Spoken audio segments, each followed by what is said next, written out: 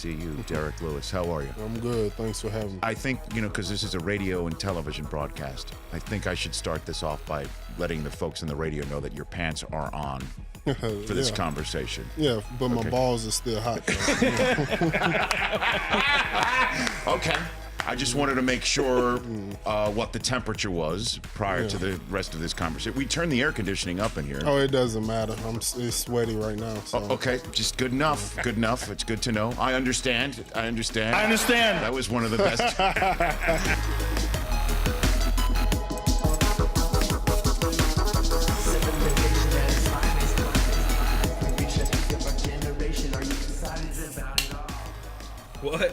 What up, everybody? Welcome back to yet another Sound of Violence podcast. That was a weak-ass bottle opening sound you just heard. I am Pulver, and I am back yet again with my co-host, No Longer Sober October. I'm here with Chris Medafra. What up, dude? Living the dream, man. You and me both, dude. I can drink again. Hell yeah, dude. Cheers from Iraq. Just kidding. That's a stupid new fucking copy-paste I see on Reddit all the time. It's hell yeah, brother. Cheers from Iraq on fucking everything. God damn it. Anyways, now that's out of the way, it's good to be back. It's good to be recording again. Sorry that I missed last week like a piece of shit. It happens. I had some personal shit come up. Yeah, we know the personal shit totally wasn't secretly Red Dead. Oh, totally, bro. You got me. No. No, I was the one playing Red Dead, to be fair, which is fantastic. Oh, yeah. I've been playing, too. The game's unreal. It's super good. God damn it, I'm dropping stuff all over the place. Well, why don't we start it off before we get into, like I normally say, we are a MMA podcast that talks about the MMA podcast you should catch, skip, and can't miss each week, as well as we check out some new shows, especially on weeks like this when I think at least 2 of the 3 new shows I listened to were the first episode. Well, kind of. We'll get into it, but before we get into all that, Chris, why don't you start us off with the Doug Stanhope presents... Pop-Up Vodka presents... Doug Stanhope presents our sponsors. So, sponsor number 1 for me... Totally real, super not fake. So, the koozie sponsor, because of course I'm drinking out of a beer koozie, is the Liquor Box at Wind and Sea in San Diego, or preferably, as they would call it, La Jolla, because it's totally its own city. Oh, yeah, totally. It's like Santee, bro. Yeah, I mean, see, Santee is more of a city than La Jolla, and the fact more that people from La Jolla that live in La Jolla are rich enough to get their own postal code. That's all that. Well, see, Santee is more of a city because everyone in the other cities don't want to be associated with all the meth heads out here. And La Mesa with all the old people. Yep, pretty much. And think about this. Whenever you drive into La Jolla from any neighborhood, did you ever notice that it never is a sign that says City of La Jolla? Hello? You know what I mean? Like, people don't understand that's how that works. Yep. When you go to different cities. But anyways, who gives a fuck? Done talk about that. The drink I am drinking in this koozie is Cutwater Spirits. My main one I usually go to is the vodka soda with grapefruit. Ooh, that's a good one. I actually just had the Paloma you left over here yesterday or the day before. How'd you like it? It's great. Yeah, I love Palomas, so I fucks with Casadores and squirt like a motherfucker. So yeah. Well, let's see. I am drinking.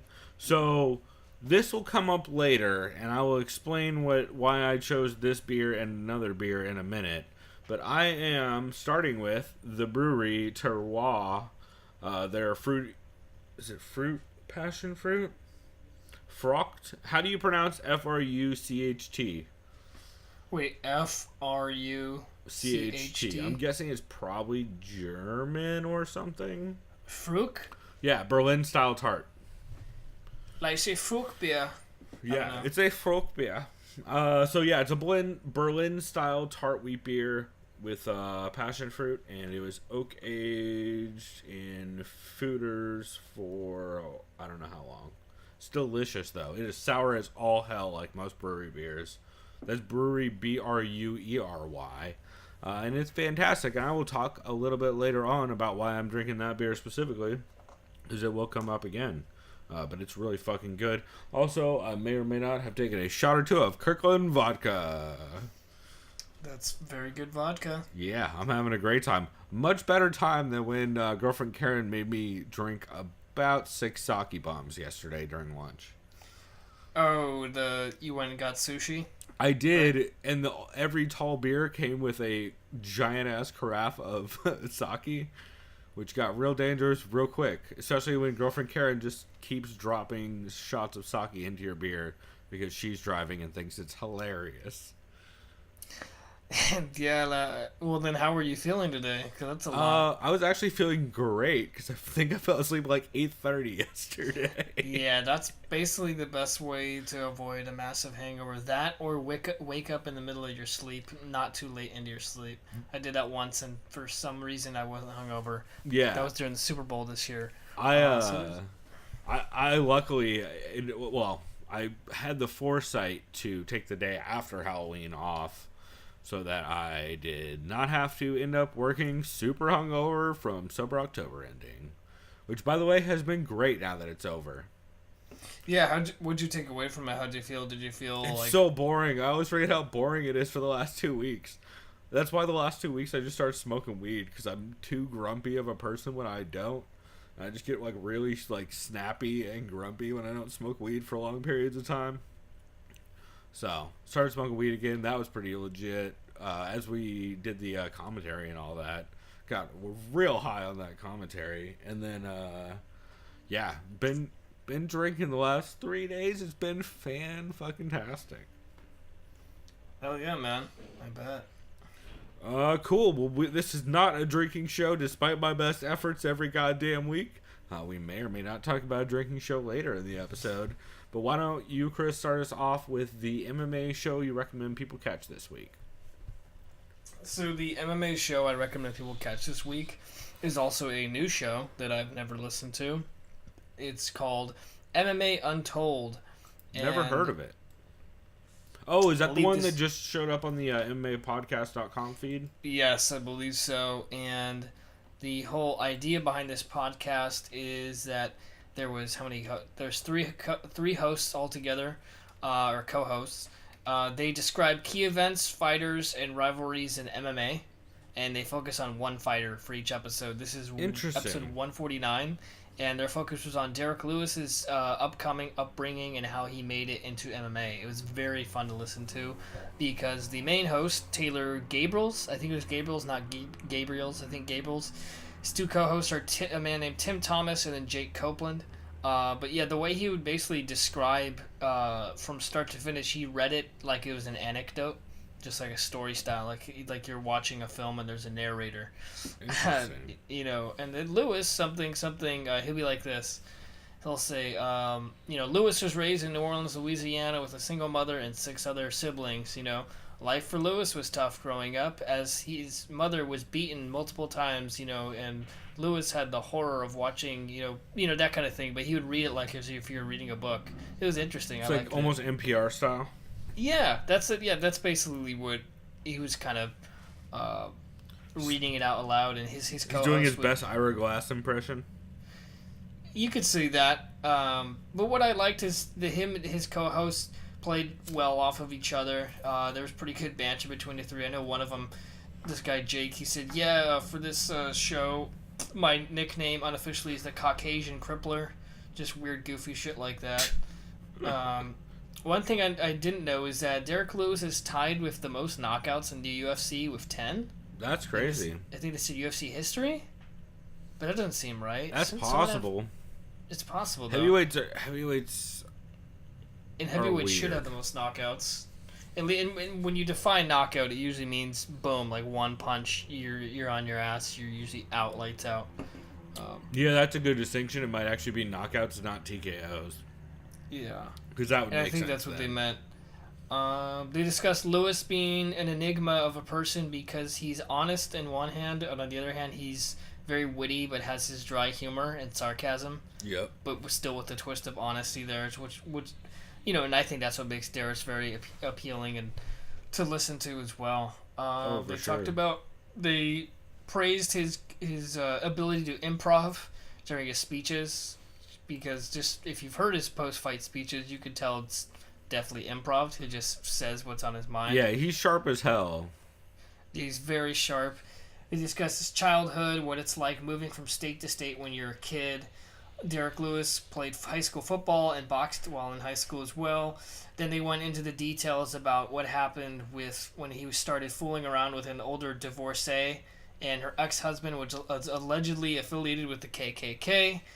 Then there's the whole thing. Oh, that great story about how he knocked out the dude. Yeah, broke his orbital bone, that made story. him blind in one eye because the guy pulled a shotgun or tried to pull a shotgun on Derrick.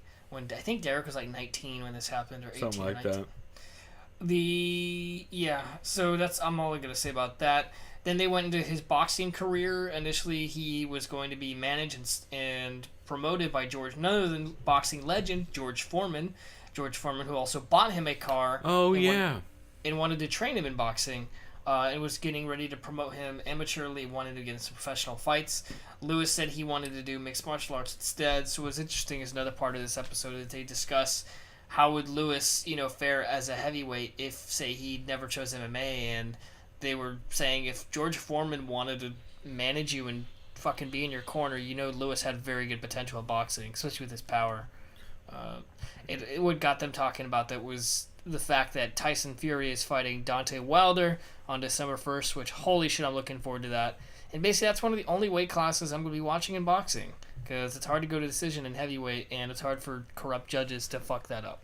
So, True. Sorry for that little last-minute boxing plug, of course, but that also kind of coincides with Tyson Fury being on JRE last week, which was very fun to listen to and interesting to go inside that guy's head.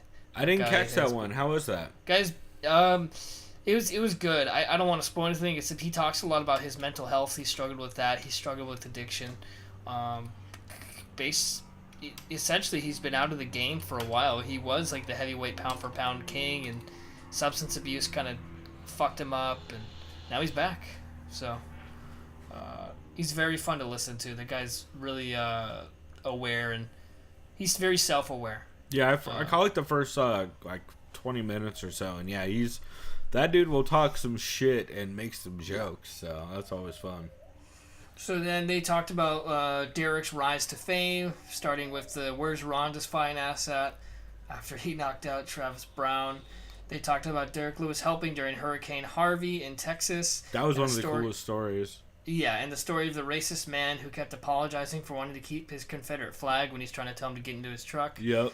It's like, dude, you're a fucking asshole. If you have to apologize, it should just show you need to change your life right now. Yeah, if you're apologizing, then that's not just supporting the nation. It's like, this flag means too much to me. So yeah, bud. You need to reevaluate yourself and your whole life. They said Lewis versus Ngannou should have been a colossal success, but except it was a failure. That fight was destined to be terrible. We both said that ahead of that fight, along with the Conor Rebosch and a couple other people. Yeah, and like I've said before, that was they're definitely not fun counterpunchers. watching that in person. The last couple notes I wrote down is they like Derrick Lewis's corner and his coaches because they're honest with him. They noted that when he was fighting Alexander Volkov, you can hear him in the background saying, "Hey man, you're down 2-0. All you have left to do now is just knock this dude out. Let's make it happen." Yeah. And that's kind of it's. I think it's a little refreshing when you hear a corner say that straight up instead of having someone like Edmund saying "beautiful work, champ" when you're getting your fucking ass kicked. So. Well, that might be why Derrick Lewis is so good at winning late in fights that he's losing, is because his corner's super honest with him about it. They're like, "Yo, motherfucker, you've done nothing for the last 2 rounds. We need you to do something." Yeah. Sweet, man. Well, yeah, MMA Untold sounds dope. I'm definitely going to have to check that out. That sounds legit. Yep, it was a fun listen. Cool. How about you, man? What's your catch if you have just one or multiple? So I actually have 2 this week. The first one is actually about MMA, which is Fistic Arts episode 12, which had Schwan Humes on, a.k.a. Black Jordan Breen, who's fucking great. He also has a MMA ratings podcast. I'm a big fan of that guy. He's a really sharp scout for a couple different camps. I know there's at least a couple coaches for the for a couple female fighters in the UFC that used him to scout their opponents and stuff. Always interesting hearing his takes on fights. They talk about Derrick Lewis getting the title shot basically from being entertaining and winning fights, which is all that you need at heavyweight. Schwan calls Derrick the most elite fighter with the least elite skill set, which I thought was very prescient. I don't know if I should. I guess that's fair. No, it's fair because Lewis acknowledges that too. I mean, he's not well rounded at all. He just bench presses dudes off of him. He even said today, I can't remember who had interviewed him, but he said, if I'm the champion, the rest of the heavyweight division should be fucking embarrassed. Something along those lines. Well, he also said after his last fight he doesn't want a title shot. Like, he's like, my cardio's trash. Yeah, he's like, I don't want no title shot. Shit. Yeah, exactly. So Schwan's thoughts on it was that he thinks Derrick should let DC lead and look for a counter shot. That's pretty much his only hope. Yeah. They talk a bit about Israel Adesanya versus Derek Brunson, which we will get into later. But Schwan says that he says that Israel's striking is essentially what everyone thinks Anderson Silva's striking is. Like, he's actually as accomplished in, like, outside of MMA and high level kickboxing the way that people assume about Anderson Silva, which probably isn't actually accurate, especially not nowadays.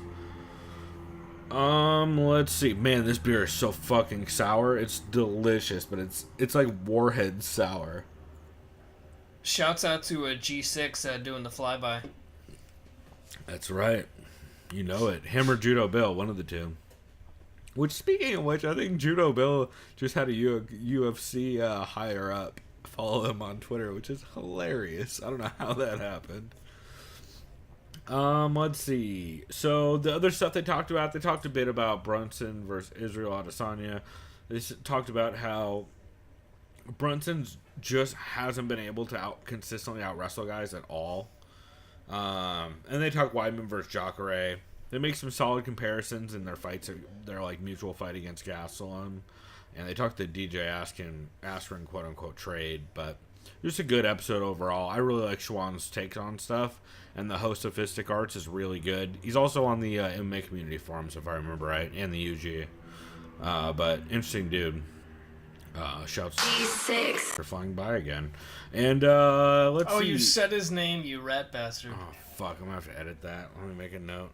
So now that I've not said G6's name out loud, and I didn't just have to edit that out, my other catch was the Vale Tudo Hour, episode 13, which, Poha, we were just talking about. Oh, dude, your I Uncle almost... Hinach.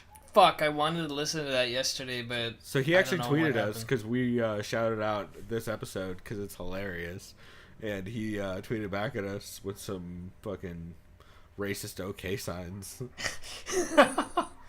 But it's great. He does a hilarious spooky intro. He has Josh Barnett and Alyssa Garcia on. They're both in studio, and they're slightly off mic at first, but he fixes it pretty early on.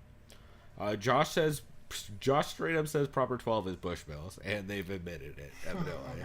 So that all checks out. So this episode, they watched the movie Neon Maniacs, the 1980s horror movie, because this was, I think they put this out the day before Halloween, I want to say. Or no, you know what? They put it out on Halloween. And it's just great. They basically watch the movie, they stop halfway through and they talk about it, and they stop again at the end of the movie and talk about it. But it's just hilarious. Their choices, they said, were between Inseminoid, Spookies, and Neon Maniacs, and they went with that. There is a solid ad read for 1,000 milligram CBD coconut oil, which is all done in the Crypt Keeper voice, which is fantastic. That does sound fantastic. Pretty good. Let's see. Alyssa keeps hitting the table, and Hinach keeps yelling at her about it, because that's where the mic is on. They talk about how bad the plot is and how why the writer killed himself, which is hilarious. Because, well, hilarious maybe is a weird turn of phrase to use for that, but it's a good back and forth. They talk about how it's a rated R movie, but they end up using a bunch of whack insults and then not long after saying stuff like butthead and weird like PG insults, they just throw the word faggot around and stab people in the neck. It's very weird. Wow. Yeah. Uncle Hinach is straight very up 80s. Yeah, Uncle Hinach is straight up eating nuts at one point during this recording. Let's see, there's another funny Crypt Keeper CBD oil read. They come back in the movie wraps, so they talk about the second half of the movie. They talk about Little Rascals, and they talk about how Josh Barnett fucking fell asleep like an old man towards the end of the movie. So great. Just hilarious overall, and if you like your Uncle Hinach, if you like Josh Barnett, if you like Alyssa Garcia, or if any of that, or if you like jokes about how Echo Park in LA is ghetto as fuck, this is definitely the podcast to check out. It's just a really fun one, and I highly recommend it if you want just like to listen to Josh Barnett and Hinata Larange fuck around, because that's basically what it is. But it's real fun. Yeah, I'm gonna have to give that a listen for sure. Yeah, it's definitely worth listening to. Let's see. I guess we should get into a skip. I'll give the Eugene S. Robinson style disclaimer, just because we say to skip. Does he even do those disclaimers anymore? I think he still does. Okay, I think you're right, but I don't know if I've heard him actually say it in a while. But just because we have your show as a skip does not mean that we're saying your show is trash and no one should ever listen to it. You might just have a fuckload of ad reads that makes everyone angry, or it might just be this one episode that we're recommending to skip. So, Chris, why don't you get us into the MMA podcast you recommend people skip this week? So, ironically, because he's the one who did it, If I Did It is my skip. Oh.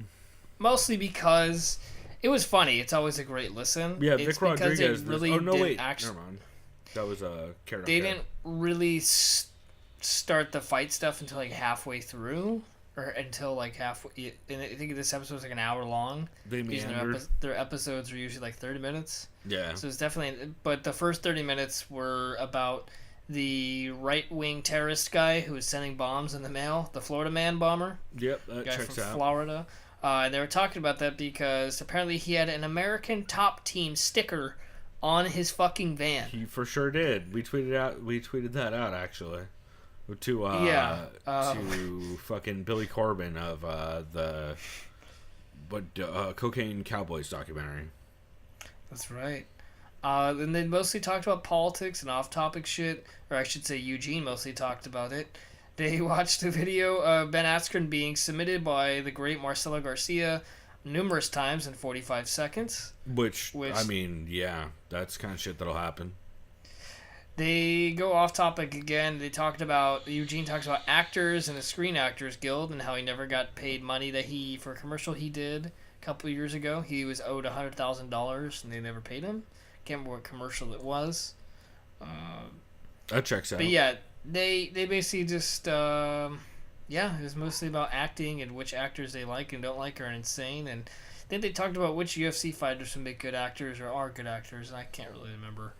But it was fun to listen to. I was kind of on a time crunch. Yeah, and not MMA focused enough. Yeah, and I know their whole spin on it, their whole take is the PR. Yeah. Aspect of it, which is good because we have champions or former champions in Mighty Mouse that were never really promoted. But then I guess that correlates to just a lack of interest in that division. Well, and then the guy who didn't promote them goes out and says shit like, "Oh, the UFC fans never gave the champ I shit on constantly enough credit." You're like, "Oh, you fucking ass." That was what you see. Dana said that shit. Yeah, and then oh fuck! What bums me out is another athlete that they don't promote themselves. They promote themselves to their sponsors if you're on social media, but like TJ Dillashaw is another example. Yep. But that's mostly because Dominic Cruz is always calling him out for not branding himself as much as he should, which is a fair point if you want to get those big fights. I mean, outside of the snake stuff, yeah.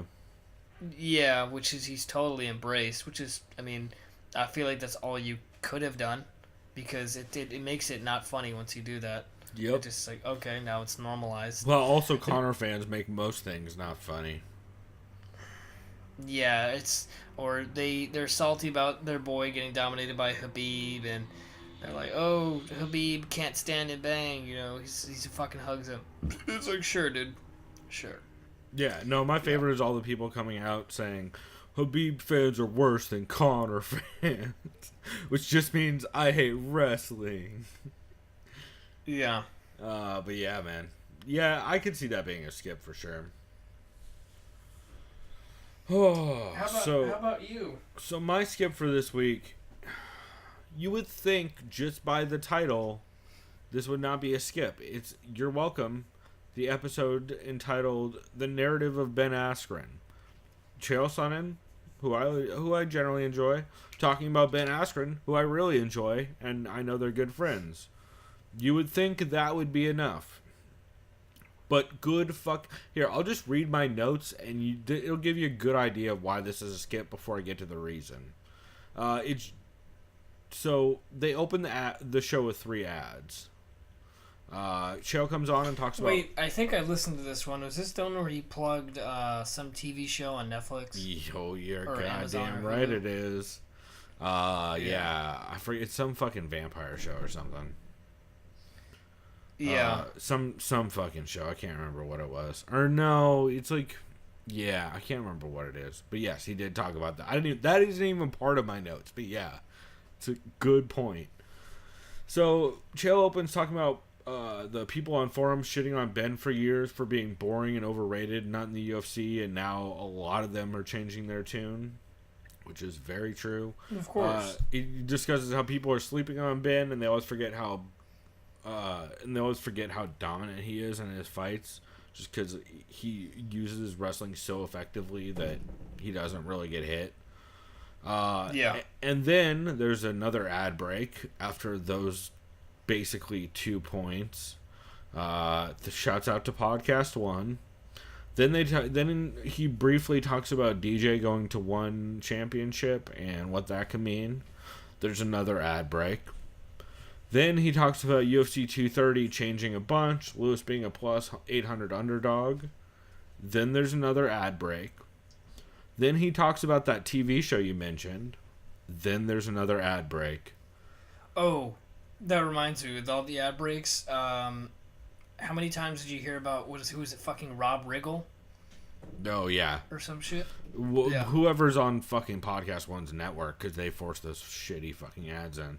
And then, so they come back from so there was the talk about 230, there was an ad break.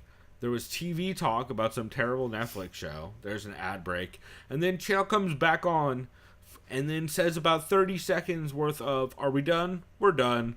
Finishes the episode, and then another 3 minutes of ads. So overall, for the runtime, this was a 39-minute podcast, 30 minutes of which was content, 9 minutes of which was straight ad breaks, which means they're batting about 25% of their content is ads. You know what that is? It's literally like you watched a half-hour cable or network program, like a show. Yeah. Because I remember one of the classes I took in college was all about how television is basically produced.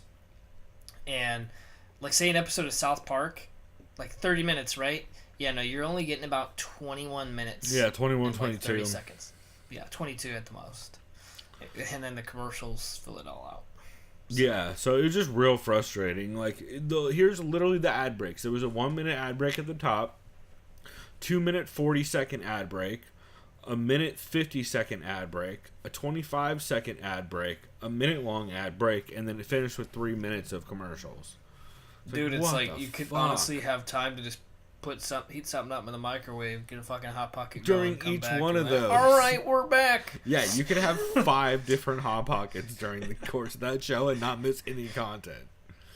It's fucking ridiculous. Like, Chael might as well be like, oh, and speaking of, you have the munchies, Hot Pockets or some bullshit. Yeah, they might as well do Totino's pizza rolls. Yeah, they might. Well, that's a fucking MMA fans. That's probably a more accurate ad.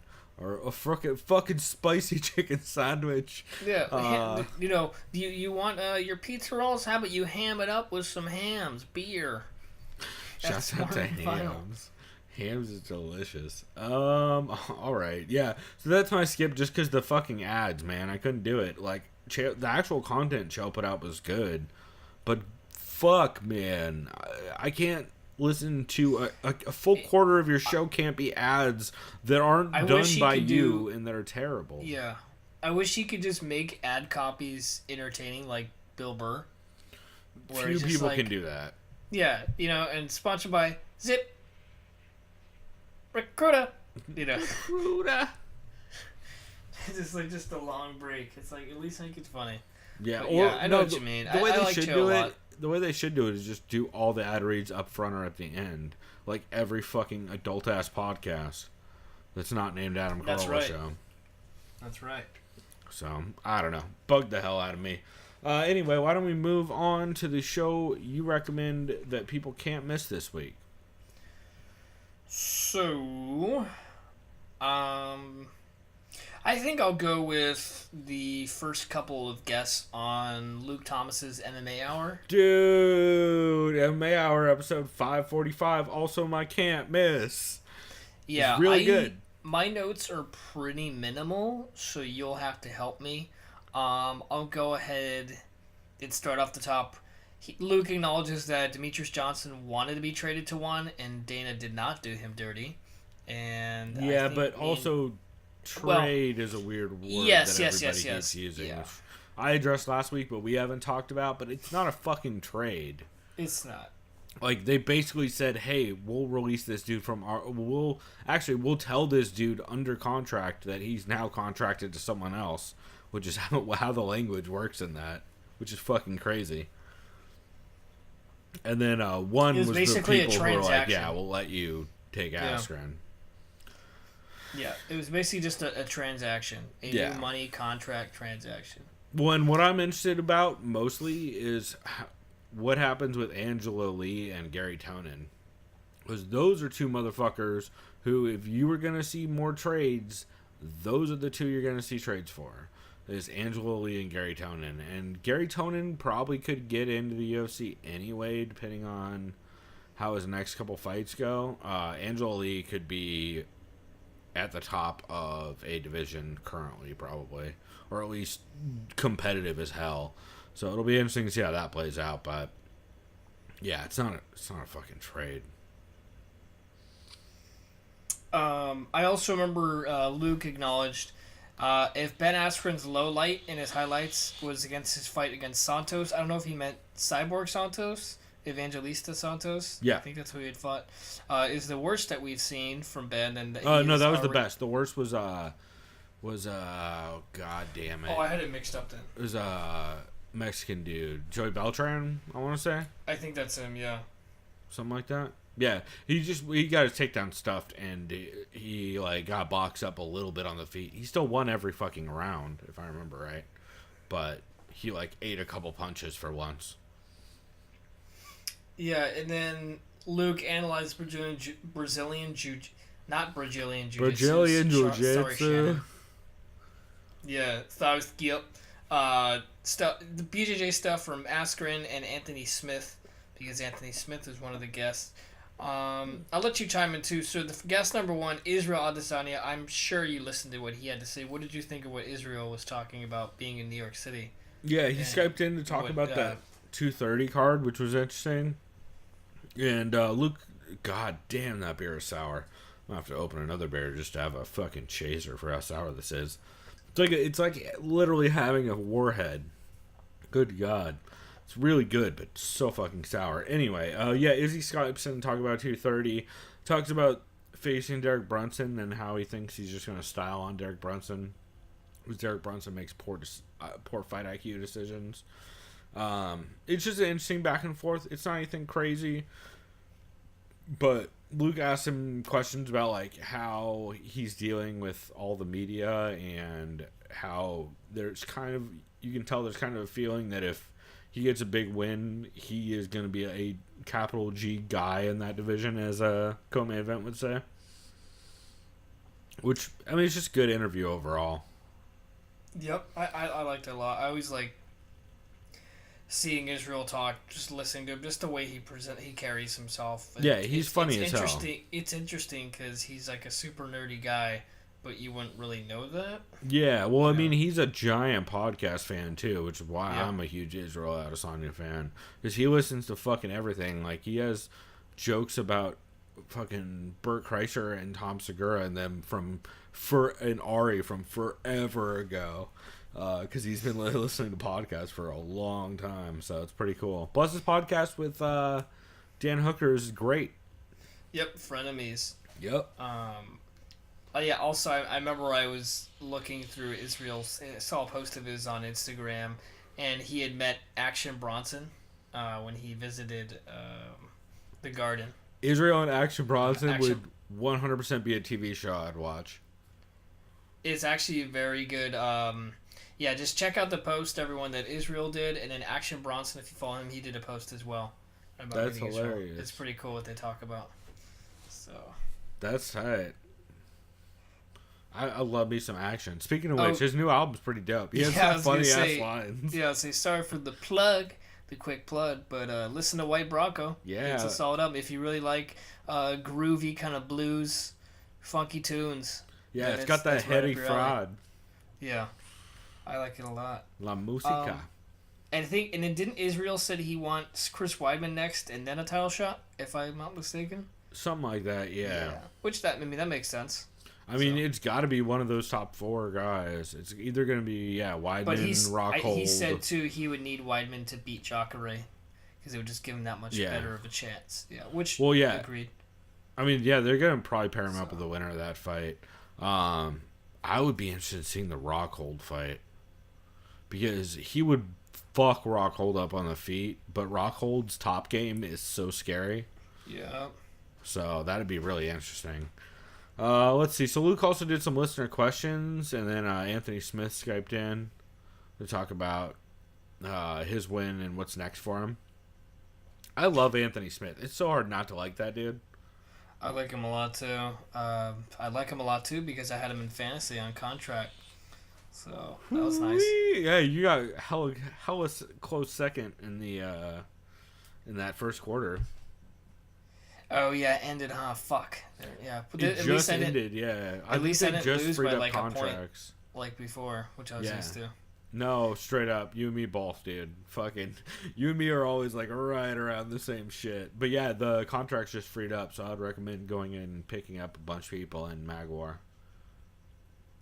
Fuck yeah, I'm gonna have to do that. I might actually do that while recording. Yeah, on the break or something for sure. Because I just picked up hella people. Fucking yeah. Actually, speaking of which, I have Chris Weidman in fantasy this week.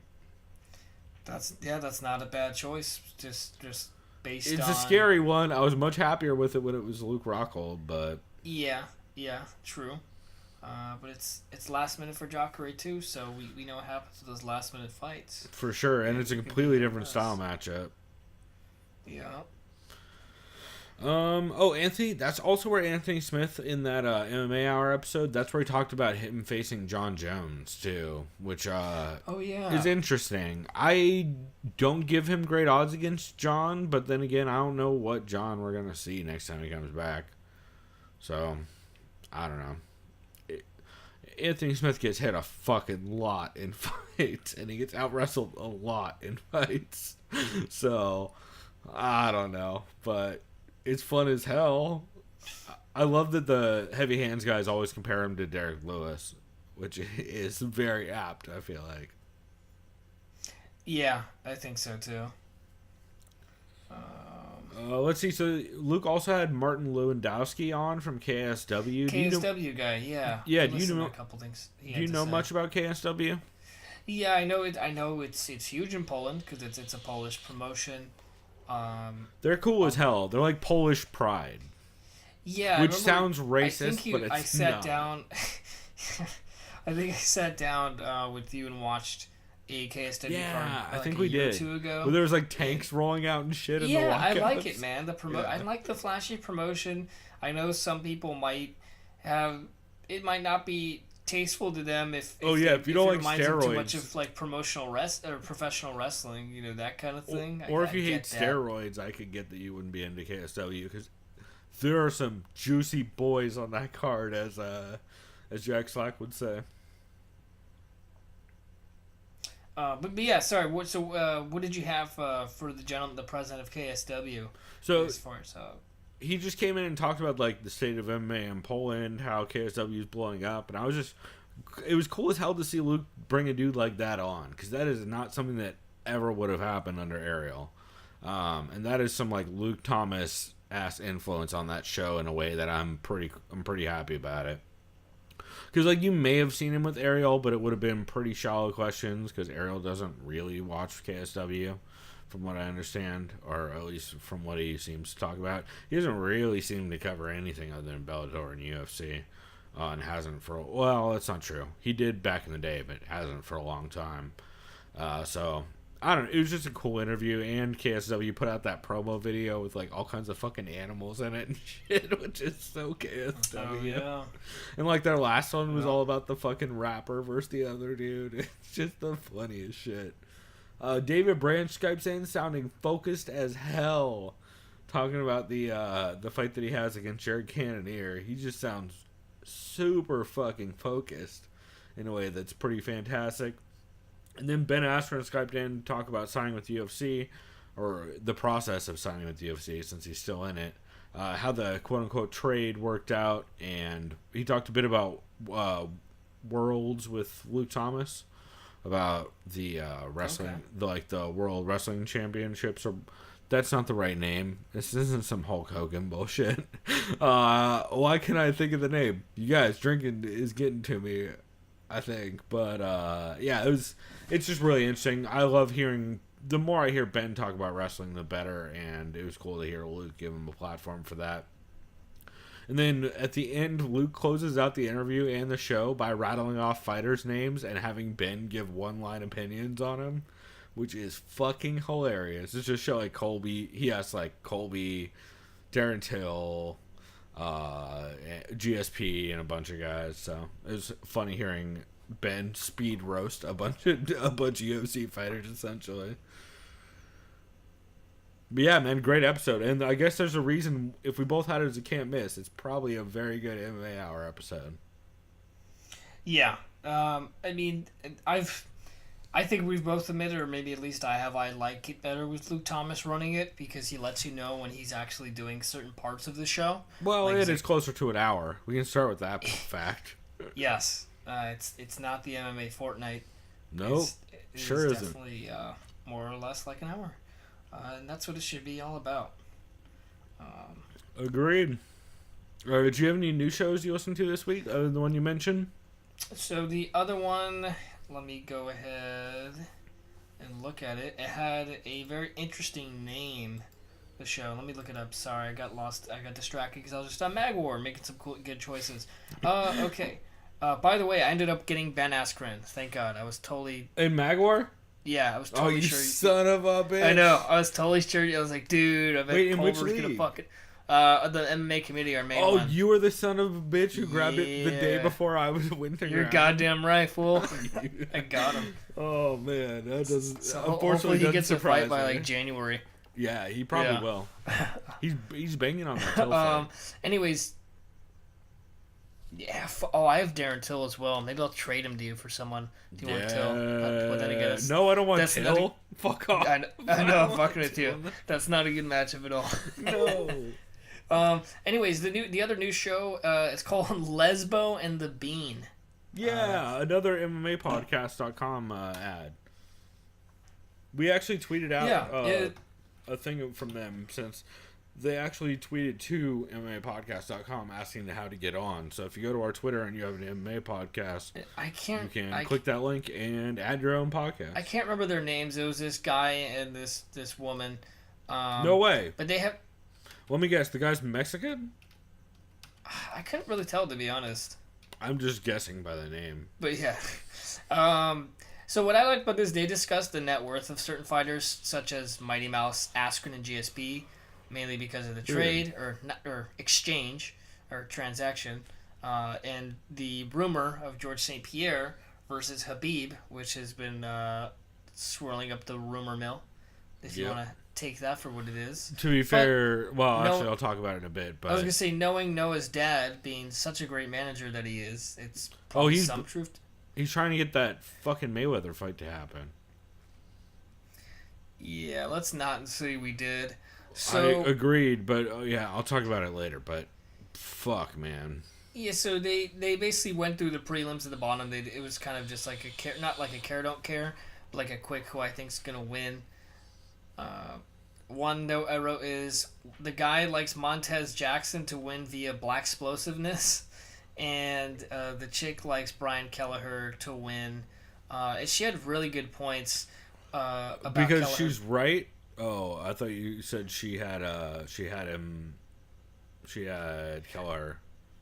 No. She had. I think it was her that had Kelleher, but the way she broke it down was actually very analytical, like just contrasting styles, talking about. 100% Kelleher's gonna win that fight. So yeah, but the way she would, at least like she didn't just say, "I think he's gonna win because he's a better grappler." You know what I mean? Right. She didn't Nia Rodriguez it.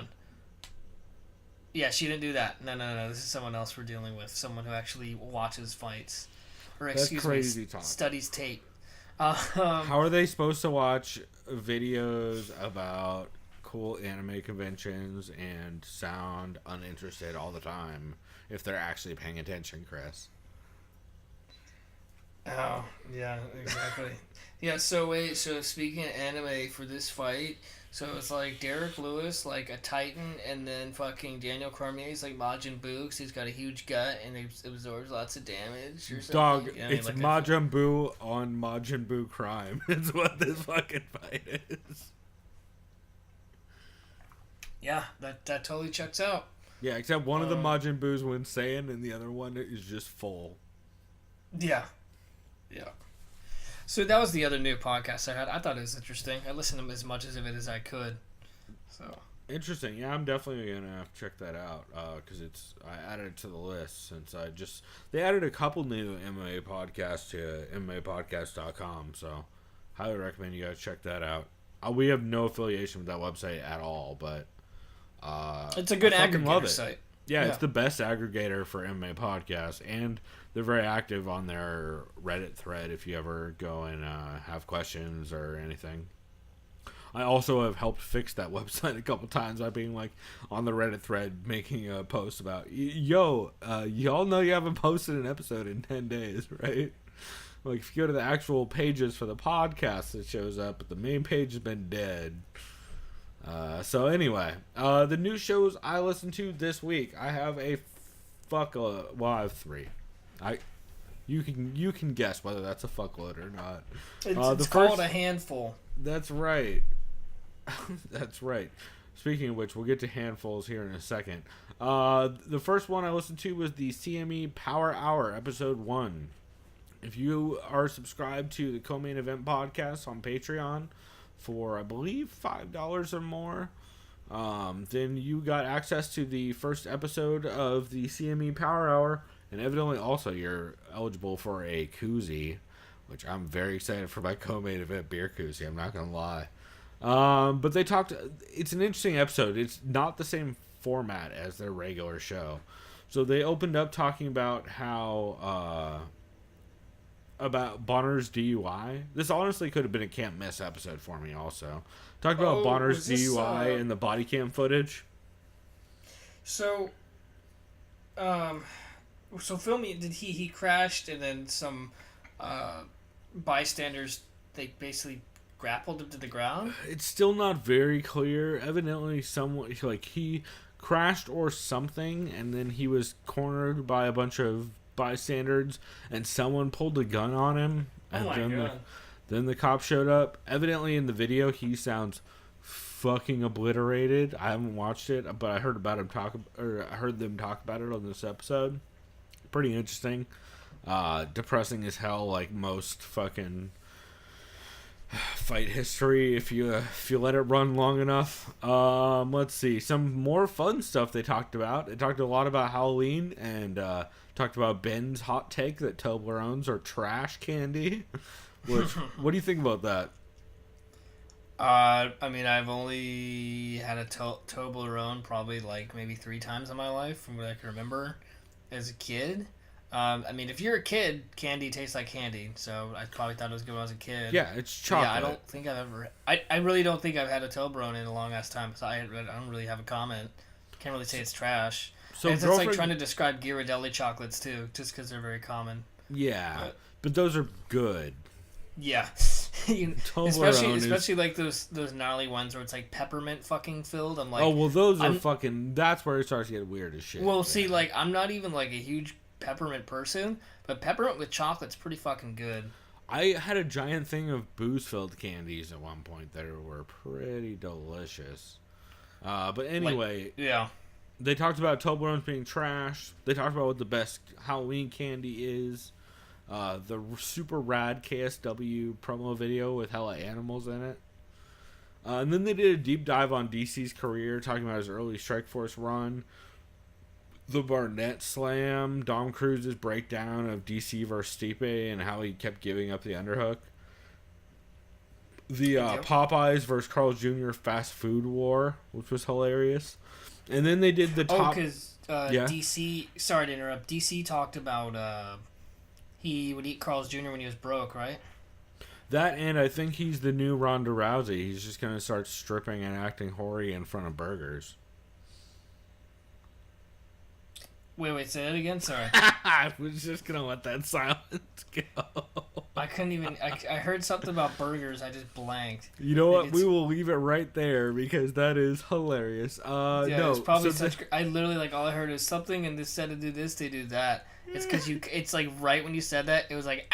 and it, like, cut out. So I guess that... Just beautiful. Leave it. Yeah, that makes it even better. That's a secret for the listeners. And yeah, like literally all I heard is Ronda Rousey and then burgers. And I was like, what?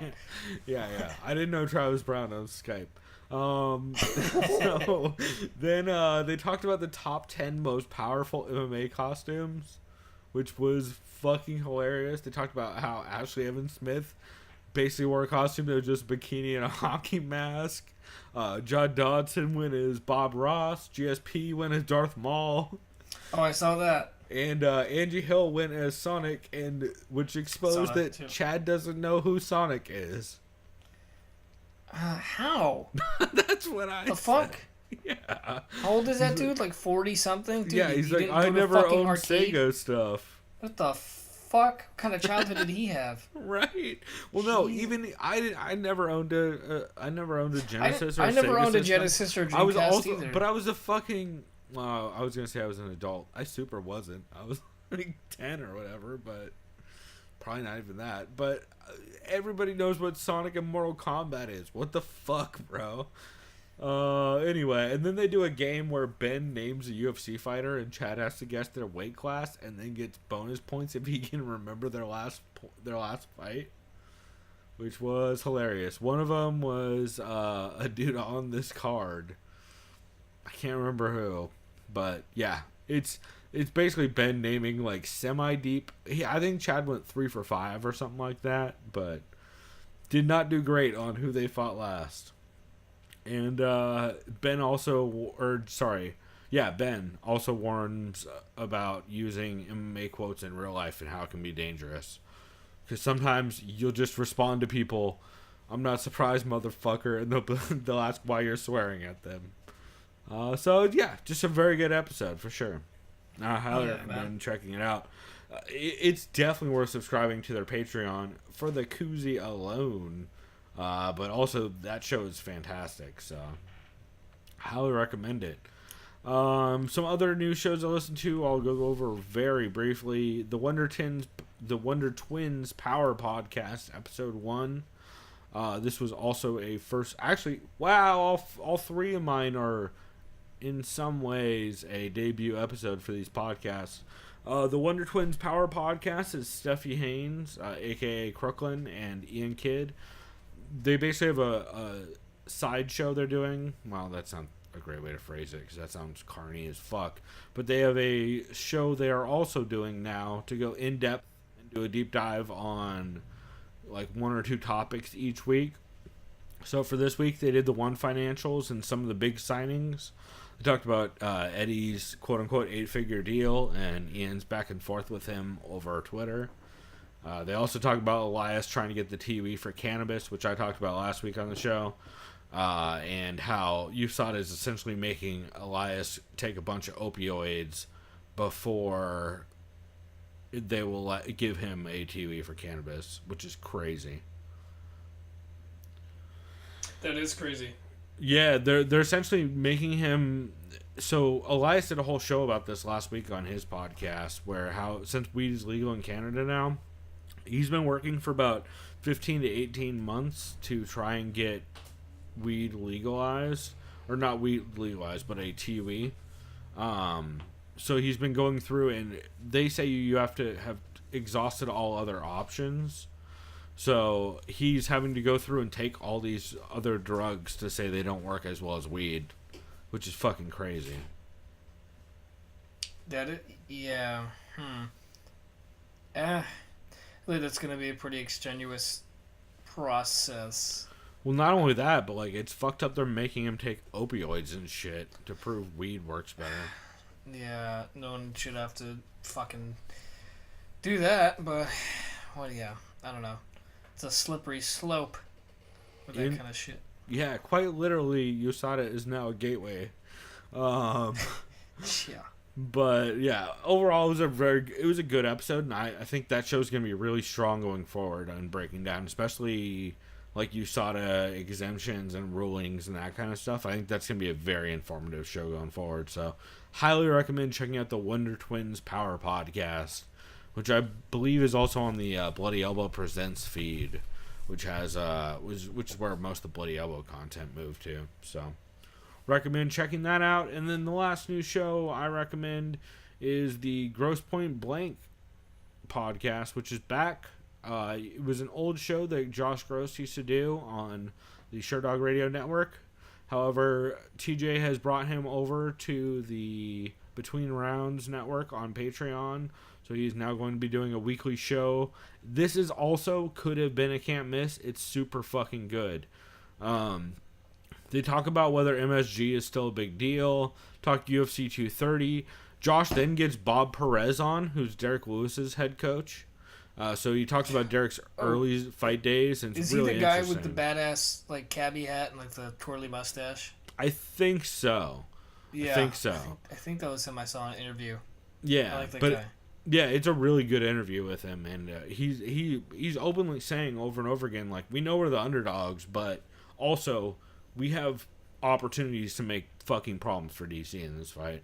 So it's really interesting to hear from him. Robin Black calls in to talk about Weidman returning and DC versus Lewis, which is cool to hear. Robin, I didn't know Josh Gross was a big like Robin Black fan, but it's interesting to hear. And I always like Robin, even though I don't agree with him a lot of times on outcomes and stuff like that. I always find him interesting, and he's a character like a motherfucker, which I always appreciate. Yeah, that's what I like that about him a lot too. Yeah. They talk about Josh covering the LAFC and the MLS League out here because he was covering that the LA Football Club. Yeah, see, like I don't watch soccer at all, but I don't when either. I hear LAFC, I know Swedish superstar Zlatan Ibrahimovic is the star of that team, and that's literally all I know. So. Yeah, evidently they almost made it. They were in the quarterfinals or something, and they just lost. So he talks about working that as a journalist. And they talk about some of the crazy UFC moments, like Randleman slipping on a pipe and the 25th anniversary. Then Josh gets Javier Mendez on to talk about DC versus Lewis and Khabib making money and what's next for him. That's where I heard Javier say that Khabib wants to box Mayweather next, and that's what he wants, which I believe is 100% Ali putting that in his head. Yeah. Which is unfortunate. I thought it was just Khabib fucking with Dana. No, it's real as shit. But Javier it's is like, also because it's what he wants. Floyd is a very smart businessman, and he just wants that easy money. So, I mean, it is easy money for Floyd too, but I don't think Khabib's enough of a draw for Floyd to take that risk. He's not. Besides, Mayweather can box Pacquiao again or whatever. You know what I mean? This is why I told you that I am no longer watching any weight class that is So I'll watch anything with Lomachenko. Yeah. But it's just Loma. Nothing from the weight of like welterweight, which is 145, all the way up to like middleweight, which is where I can't watch those guys because it's too corrupt. Yeah. Cough, Oscar De La Hoya and shitty judges and. Oh wait, it's you mean that super legit MMA promoter who's putting on Chuck vs. Tito and no one else who anyone wants to watch? Yeah, the one that everyone told he's gonna watch and no one they actually care about. And I'm gonna buy the pay-per-view. And you're gonna come to my place. We're gonna watch it, right? Oh fuck, yeah, we're gonna watch that. That one. I'm gonna be so depressed the whole time. Excuse me for the excitement that you could totally hear. Yeah. In my tone. Well, it's all right, dude. We'll do enough cocaine to keep up with the spirit of Chuck Liddell. You know, because when Chuck has that look in his eye and you're on cocaine. Well, if I do enough cocaine, I might just end up wearing fishnets and high heels. So. Well, all appropriate. Get into the fucking spirit. Yep. Let's see. Anyway, so Josh Gross also gets out of Javier that Kane is ready to go and wants to fight, but his manager and the UFC have to get a deal done, which is why we haven't seen him. I saw that today. I think he fights right when DC retires, like in March. Possible. Although Kane wouldn't step into a title fight, I don't think. Oh yeah, there's no way. You can't just be gone for that long. I mean, well, you can, but not if your back's hurt. Dude, I would love to see. Oh my god, you know what's the dopest fight? And it's just a showcase for Kane to style on and kill a motherfucker. Is Francis Ngannou. Ooh, yeah. Can you imagine what Kane would do to Francis Ngannou? That'd be interesting. It would be devastating. He would kill that man. It's kind of crazy, though, because Ngannou has so much potential. And zero wrestling defense. Yeah. Yeah, because that dude's power is still, like, unrivaled. I'd say, like, what? Sure. The two, besides Ngannou, it's what, Derrick Lewis that hits the hardest? I don't fucking know. Probably. It's gotta be. Him and Mark Hunt. Yeah. And actually, they also talk about Justin Willis, who's out of AKA, and he's fighting Mark Hunt. So, interesting episode. And I really am excited to hear what Josh Gross does going forward on that show, because it's really interesting, and they're putting out cool shit. And the fact that Josh's first episode, he had Robin Black and the coaches of the two main eventers, is pretty good sign that show's going to be dope as hell. He also mentioned he's not really interested in having fighters on, but more the people around the fighters, and I really like that idea. So I think that'll be cool to hear going forward, and it's definitely something to keep an eye on. Also, just a reminder, again, I'm in no way associated with them, but between rounds, CJ DeSantis' Patreon is getting ridiculous. The amount of content they're putting out for $5 a month is the it's $5 a month is the lowest tier, $7.50 is the middle tier, and $10 is the high tier. And with that, even with the lowest tier, you're getting like, I think, probably 30 or so shows a month. Something like that, like 20 to 30. It's pretty crazy. And it's with a whole bunch of people, everybody from Jordan Breen, Josh Gross, Jeff Sherwood, Dean Thomas, TJ DeSantis. God, there's more people that I'm not even thinking of. Rob Tatum. Not to mention, like, when they have guests on, like, for example, this week they had Rob Tatum on and they had Damon Martin on. Plus guests that they're calling in, like they did a episode with John Jones, the real John Jones, recently. So it's just I highly recommend checking it out. They've been doing fantastic stuff. All right, well, let's keep on moving on. Is there any well-rounded podcasts you recommend people check out this week, co-main event style? These have nothing to do with MMA. They are just podcasts for the well-rounded podcast fan. For me, it's gonna be Bill Burr.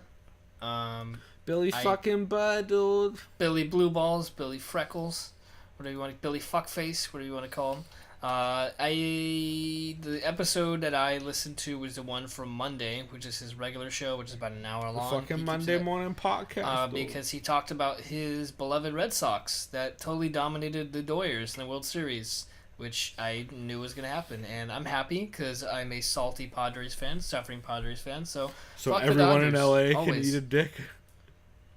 Just the Dodgers. But yeah, because, I mean, I I don't know if there's really any team in LA that I would cheer for except for the Angels, I would but that's assume not most LA, of them that's you would cheer Anaheim, against. so that's bullshit. And Especially same with my football. Ducks. Don't ever call the Anaheim Ducks LA. That's insulting.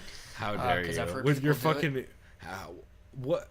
The fucking Angels have been like the LA Anaheim South because side it's a of LA. fucking marketing ploy, dude. It's so stupid. Like, you mean unlike the Ducks that yeah. literally have a fucking Disney logo for a while? Yeah, they did until 2003, and then Disney didn't have the rights anymore, so they just rebranded as the Anaheim Ducks instead of the Mighty Ducks of Anaheim, or the Anaheim Mighty Ducks, which is still one of the greatest jerseys of all time. One of the best logos. Quack. So, anyways, but yeah, he talked about his Red Sox and how fucking spoiled he is to be a from Boston. I mean, god damn it, like you've had, let's see, the Red Sox have 4 championships since 2004. The Patriots have 5 since 2001. The Celtics have 1 in 2008, and the Bruins 1 in 2011. So yeah, if you're from Boston, you're going to a lot of parades. Yeah, no shit. So Joe Anik's been tweeting about him for like a month now, it feels like. It was mostly funny to listen to because he talked about a story 2 different times.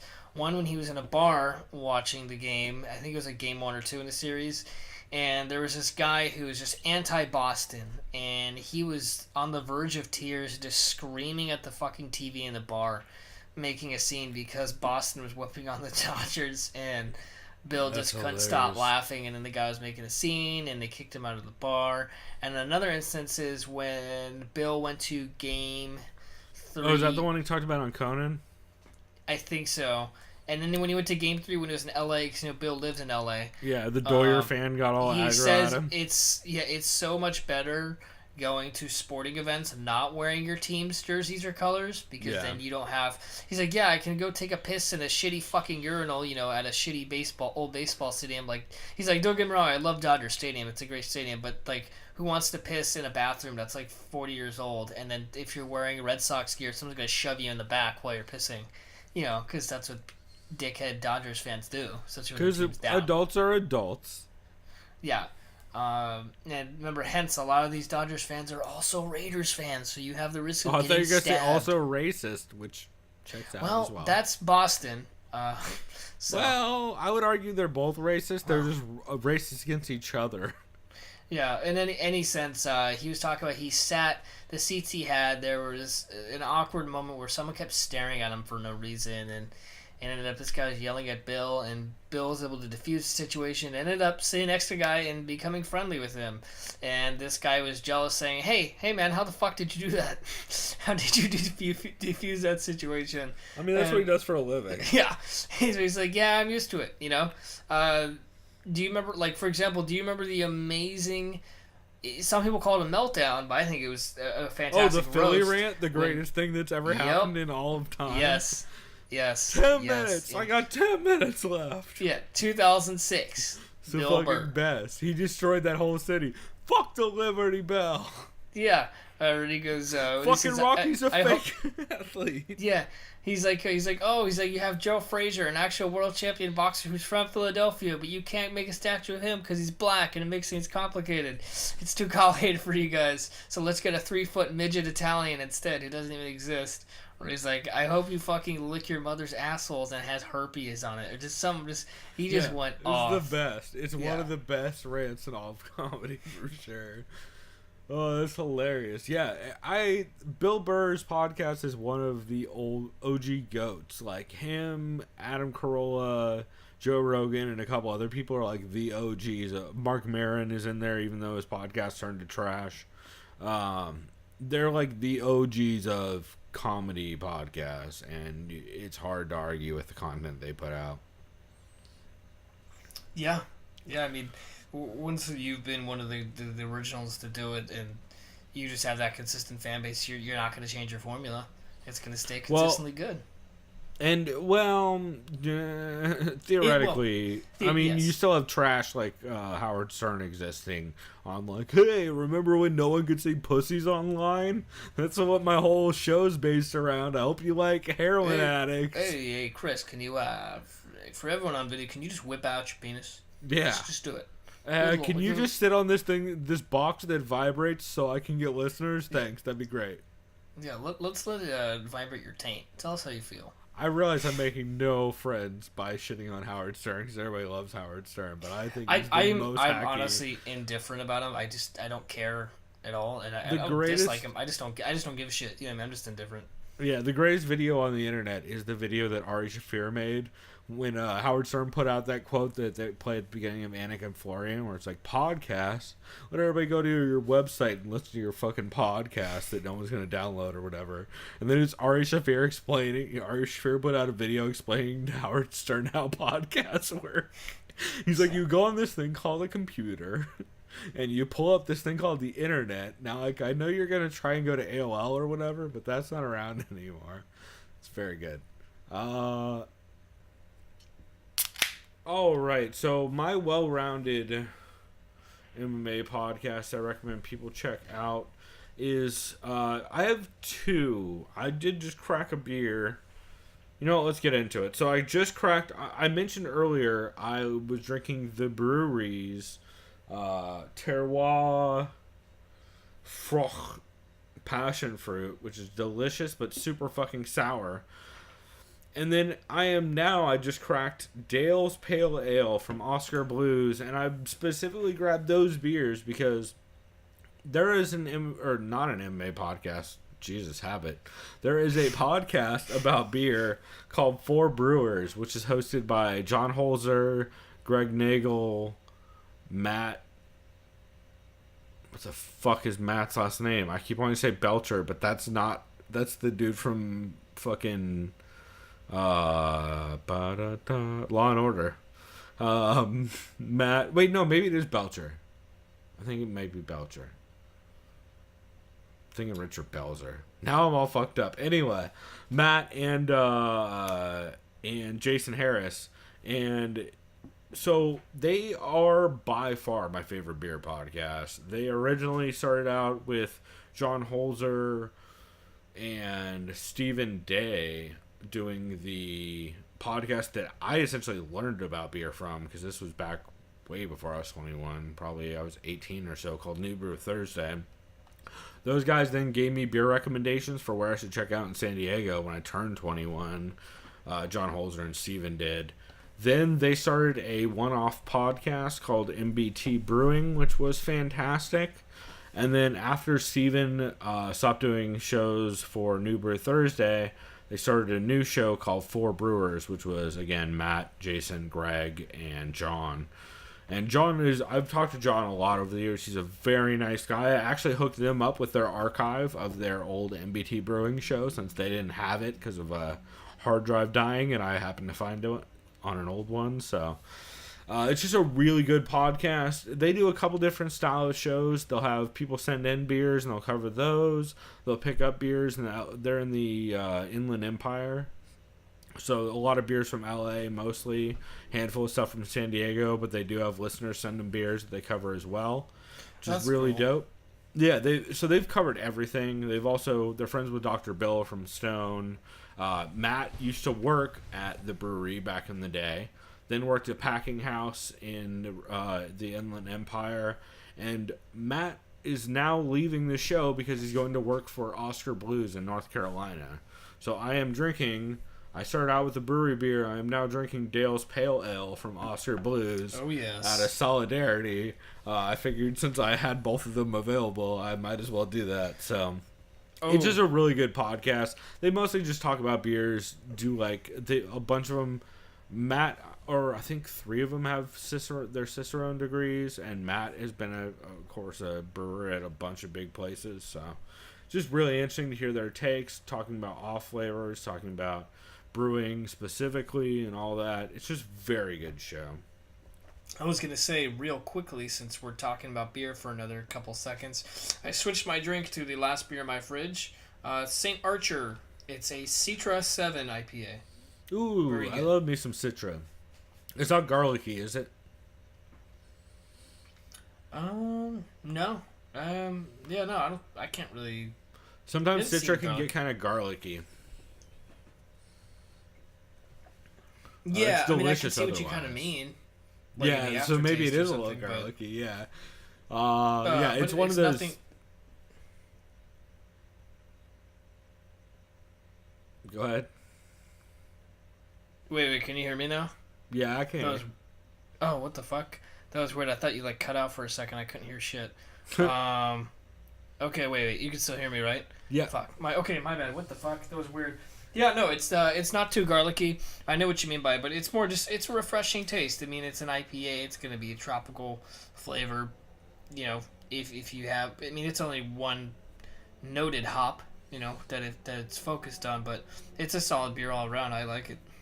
Yeah, a lot of times single hop beers, you'll actually get a surprising amount of like a note out of a hop. Especially with Citra. Like, Citra can go super garlic bomby, but it can also be tropical as all hell and be just straight delicious. Also, speaking of which, I ended up picking up a growler of whatever the little IPA from Society Brewing is. Sociiete. Ooh, fuck. I was just there like a week and a half. What the fuck is that called? I just had a growler. Actually, wait, I can tell you. Nope, I can't. I pulled the tag off the growler. It's the Coachman. Pretty sure it's the Coachman. That's it. It's the Coachman. Delicious. Very good. It's a fucking tropical bomb of an IPA. It's only like 4% It's great. Yeah, I took my good friend Jorge to Society. I remember who Jorge is. He had never been to Society. I was in the area. I'm like, hey man, let's go get some beers. And I remember he tried. I recommended the Faro beer that they have there, which is essentially dude, they have like a brand new Faro, without, like the sugary part. And I like that kind of. It's like a champagne beer, you know. Well, it's a sour, yeah. So it's super tart, but it also is, it's super effervescent. Especially if it's the same one I just had a couple days ago. It's what Miller Lite wishes it was. It's the opposite of that. Well. It's like it's more than the champagne of beers. It's like the tropical like fruit drink plus champagne of beer. They're not as sour as like the brewery stuff, but they're very funky and tart. Anyway, Four Brewers is fantastic. I'm a big fan of Matt Becker. That's his name, Matt Becker, not whatever I said earlier. Matt is just an interesting dude. Has one of the dopest tattoos ever.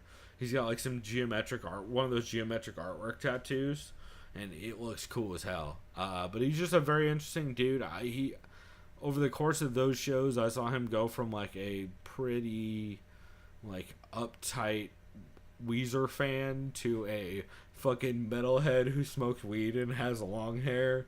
So I'm a big fan of that dude. I'm glad to hear things are going well for him. He's going to be one of the head brewers from what I've heard, or at least a big time brewer out at Oscar Blues in North Carolina. So if you're out in North Carolina, definitely go check out the Oscar Blues location sometime soon, because he's going to be bringing some cool shit out that way. And just highly recommend listening to that show if you're at all interested in beer.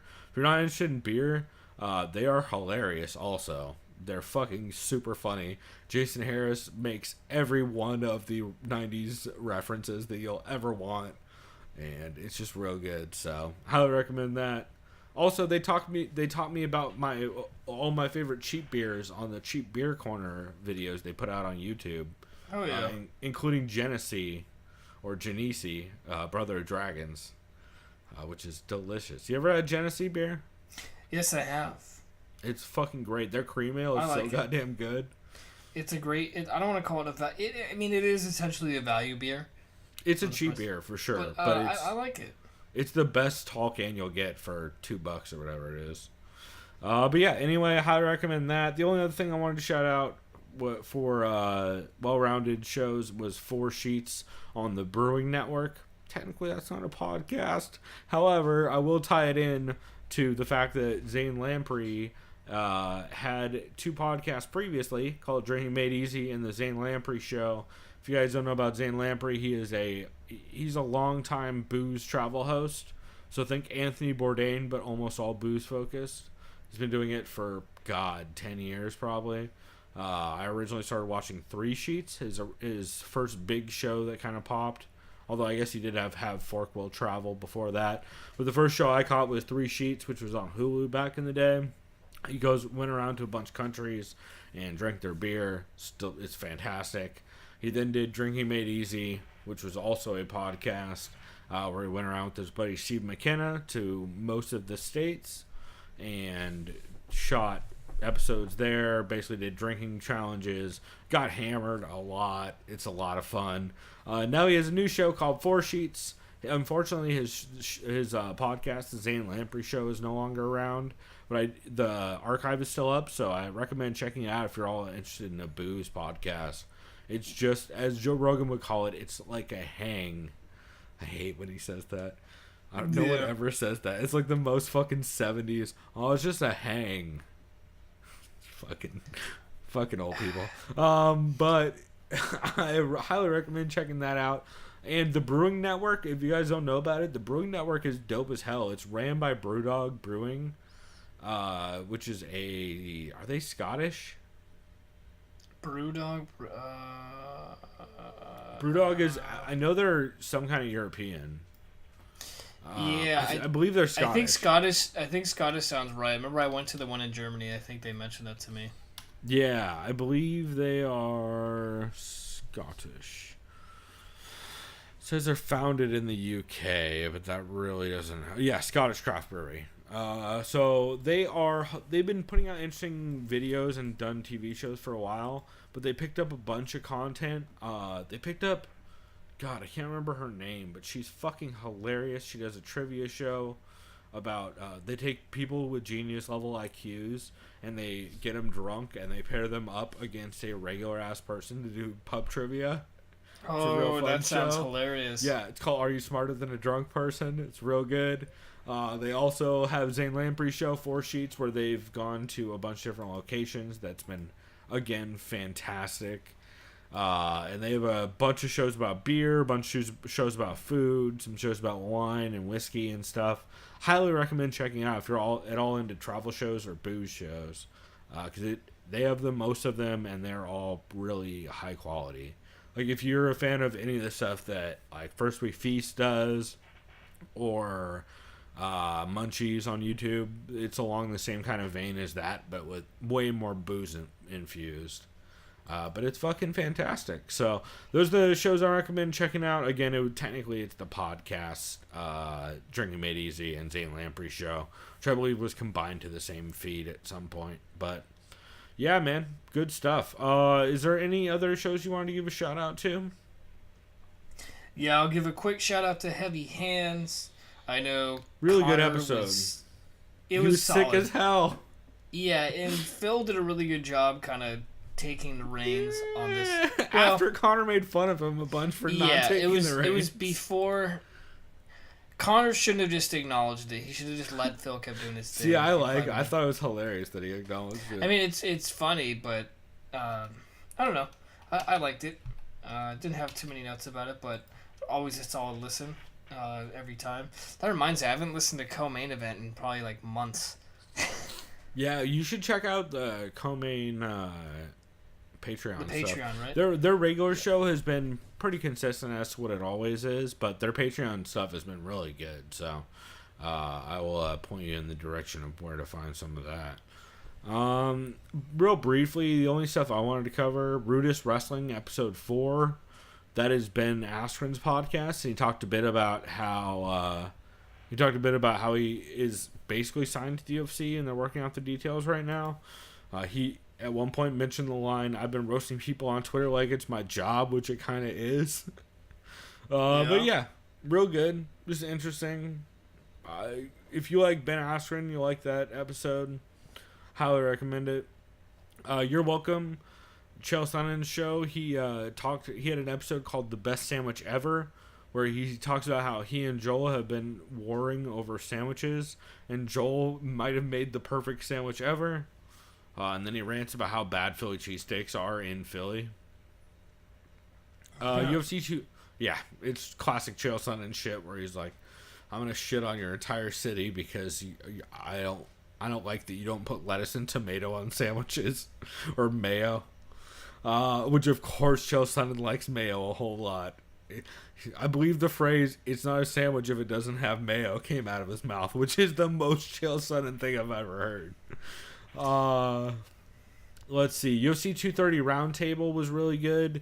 There was Damon Martin, Jeff Sherwood, and Rob Tatum, where they just went around and talked about the card. Highly recommend that. That's, again, part of TJ DeSantis' Between Rounds Patreon, which is only $5 a month for every show.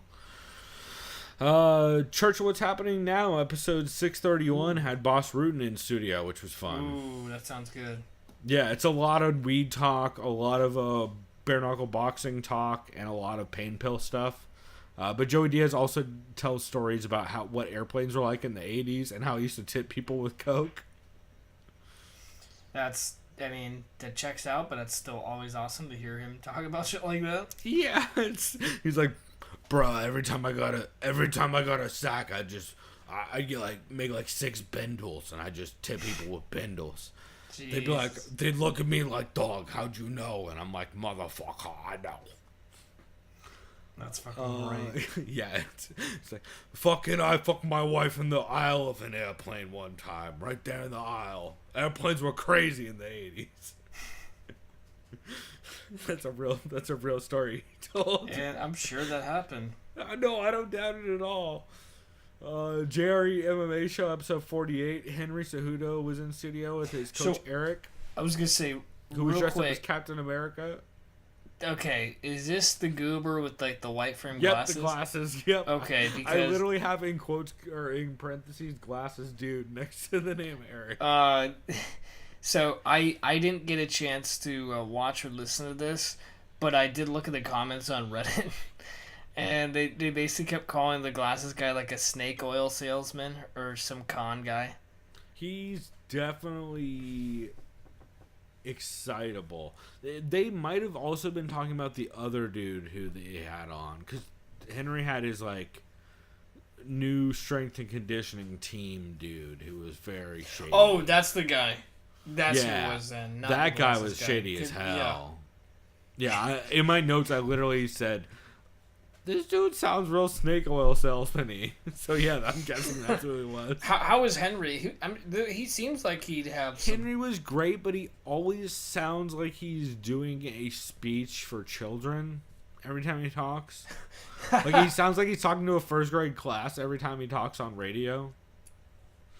Where you're like, I get that you're trying to be motivational, but also just kind of be a person every once in a while would be nice. Yeah, just be more of a conversationalist. Yeah. He's like if Tony Robbins did nothing but visit first grade classes. It's how Henry Cejudo comes off on a lot of interviews. If that kid in kickball kicks the ball far, you kick it harder. Shit like that, yeah. 100%. He does also talk about how good Ben Askren is, and he shouts him out a lot, which is dope to hear. So does well, Rogan. Yeah, considering they were on the 2008 team together, along with Daniel Cormier. Yup. That's a stacked fucking team. Oh, for sure. And the only other thing that was legit that I heard, UFC Unfiltered 242, DC was in studio. He talked a lot about Derrick Lewis's tendency to try and bench press dudes off of him and just do wild, unorthodox shit. And his tendency to bait guys into thinking he's hurt and then throwing bombs. Which you could tell by that interview that DC has scouted the fuck out of Derrick Lewis. Yeah. Like, you could tell he's seen a lot of footage. Yeah, DC, he doesn't take anything for granted. He doesn't take anyone lightly. And, I mean, yeah. It'll be interesting to kind of preview how it's going to go down. Yeah, he's a bad man, dude. He is trouble for sure. Also, Anakin Florian 177. They had Longo on, which Volante showed up in the background. They also had Frank Trigg and Dean Thomas, which are always fun and cool hearing Dean Thomas talk about Ben Askren finally getting some shine. But we'll go and wrap this segment here. Oh boy, Chris. Normally, this is where I would say, since we skipped the show on Monday, I would say we would talk about the card from last week. However, fuck that card for the pacing, dude. Did you try and watch that thing? I was only able to catch just the Fight Pass shit. Because I thought, So, unless they upload... But this is the thing. You know how international cards on Fight Pass you can watch immediately? Is it Sometimes, because it was still in North America? Was it because that's still in North America the reason why I can't really... Okay. So yeah, it's still on FS1. Or FS2 or whatever. Yeah. Don't worry. All you missed was fucking 1,400 hours of commercials, it felt like. I feel like... I want to say... I know Susie Kuzi put these stats out, but I believe it was about a third of the broadcast was actual fights, and then the other thirds were ads and Fox like interview spots. It was fucking brutal, dude. It was like 9 hours. It was so long.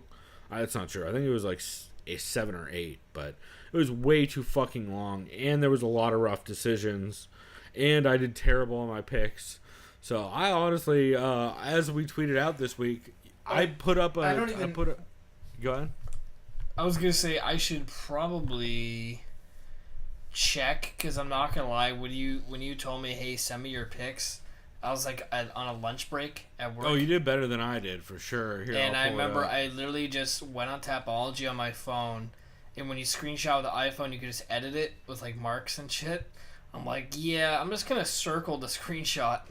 You went 8 for 5. I went 5 for 8. We'll just put it that way. You went 5 and 8. I went 5 for 8. Yeah, I had Vulcan. If that tells you any, I had Vulcan. I had fucking Alex Garcia in fantasy. I had Nordine Taleb. I had Sarah Moraes. Oh, I see. I got the entire Fight Pass prelims wrong. So wait, yeah, so did that Johnson Lobov, did that go to distance probably? Because that Lobov is a hell of a chin. It super did, and it's super. I mean, Michael Johnson definitely won that fight, but man, was it rough. Misha Sirkunov did get a dope sub though, and Anthony Smith. Oh, me and you both had T. Edwards, dude. I did see that fight. Holy fuck, dude! That guy is a beast. Don Madge looked like he's never. Guy. Yeah, he never looked like that in any of the footage I saw. So that was a surprise. That Arjan Bular had the most boring fight with Marcelo Golem. Stevie Ray Vaughan, I don't know how. Calvin Kattar looked like a beast. Yeah, and Stevie Ray Vaughan, I couldn't tell if he won or lost that fight. That was a weird fight. It wasn't like boring. It was close. Ayari just kept his hands down like an idiot the whole time. Like, oh, you can't hurt me, bro. And it's like, yep. Andre Sukumtot still has terrible fight IQ. Oh fuck! Why did I pick him then? God damn it! You and I both. John Volante and Ed Herman went the distance. So, yeah, if that gives you any kind of indicator as to what that card was like. Anyway, we are not talking about that card. We are about to be back and talk UFC 230, DC versus Lewis, which will be a whole bunch of fun. So we'll be back to talk that here in a minute. I am going to go prep a cocktail, and we'll be back.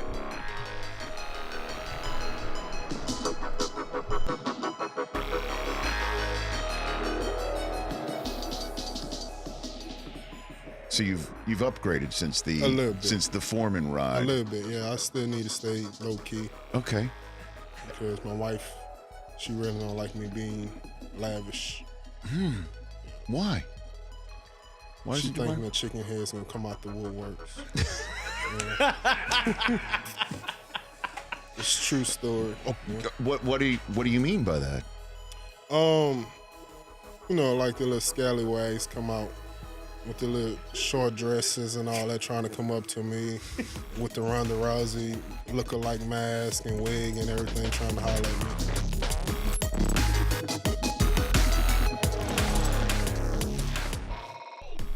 All right, we are back for the preview segment of our podcast, our wonderful podcast.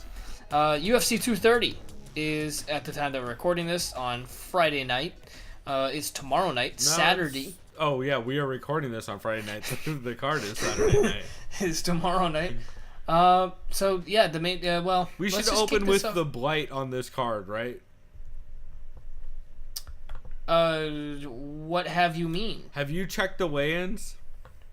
Oh, you mean the irony of the weigh-ins? I mean the irony of the person I've been championing to get a fucking title shot because she deserves it. Yeah, that irony. Fucking make title weight. Yeah, basically, she's saying, "I am this division," as Conor McGregor would say, even though he said, "I am boxing." So insulting.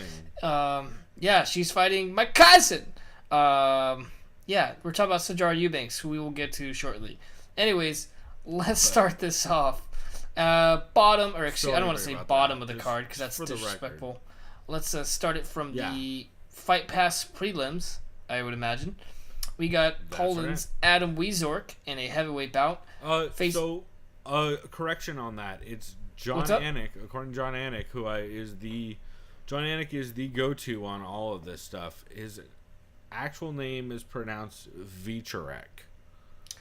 Wieczorek. Okay. Excuse me.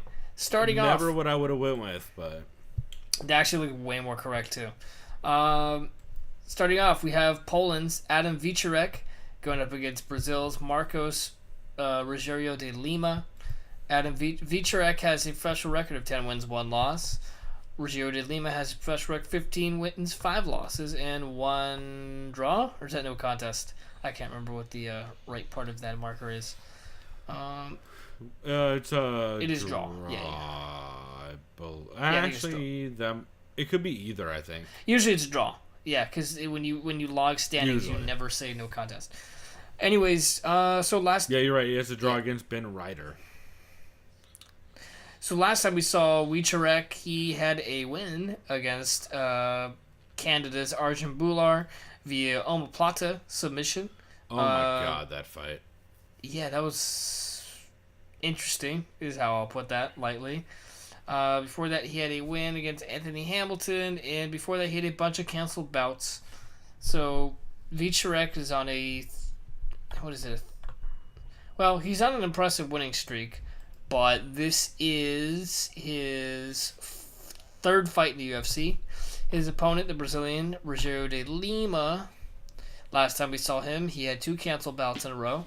But before that, in April of 2017 is when we last saw him in the octagon.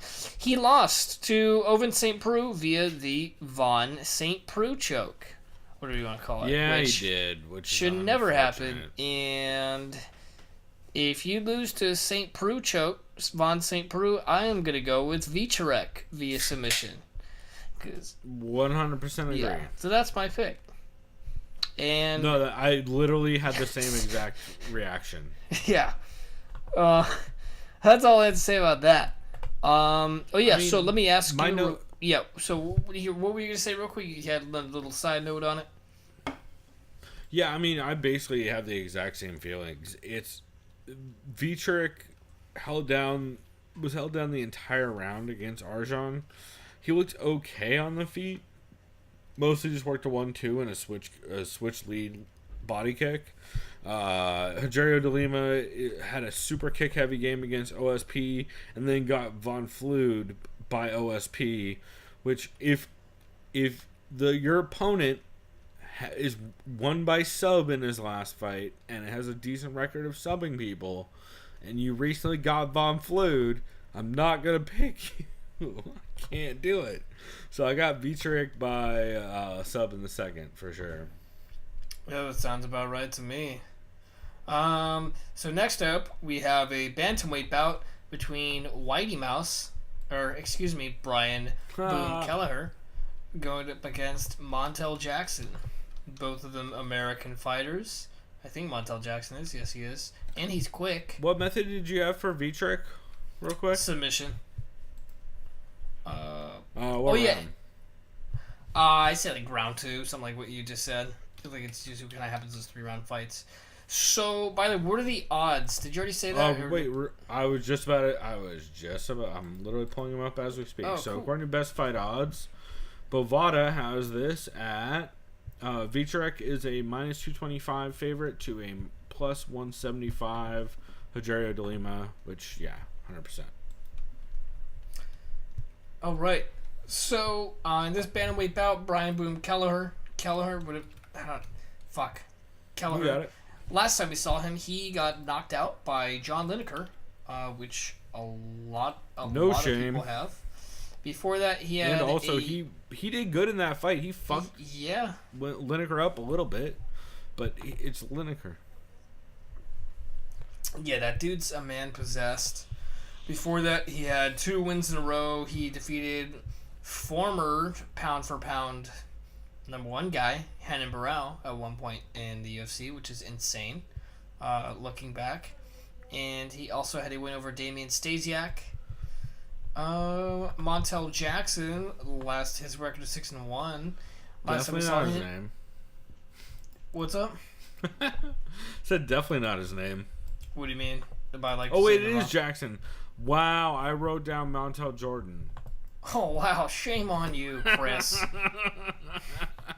Just because I knew it was wrong, I couldn't figure out why. It was me that was wrong, not you. Well, if Montel didn't give away that he was black, the last name would. Just kidding. Montel Jordan, not Montel. Take it easy, Mike Perry.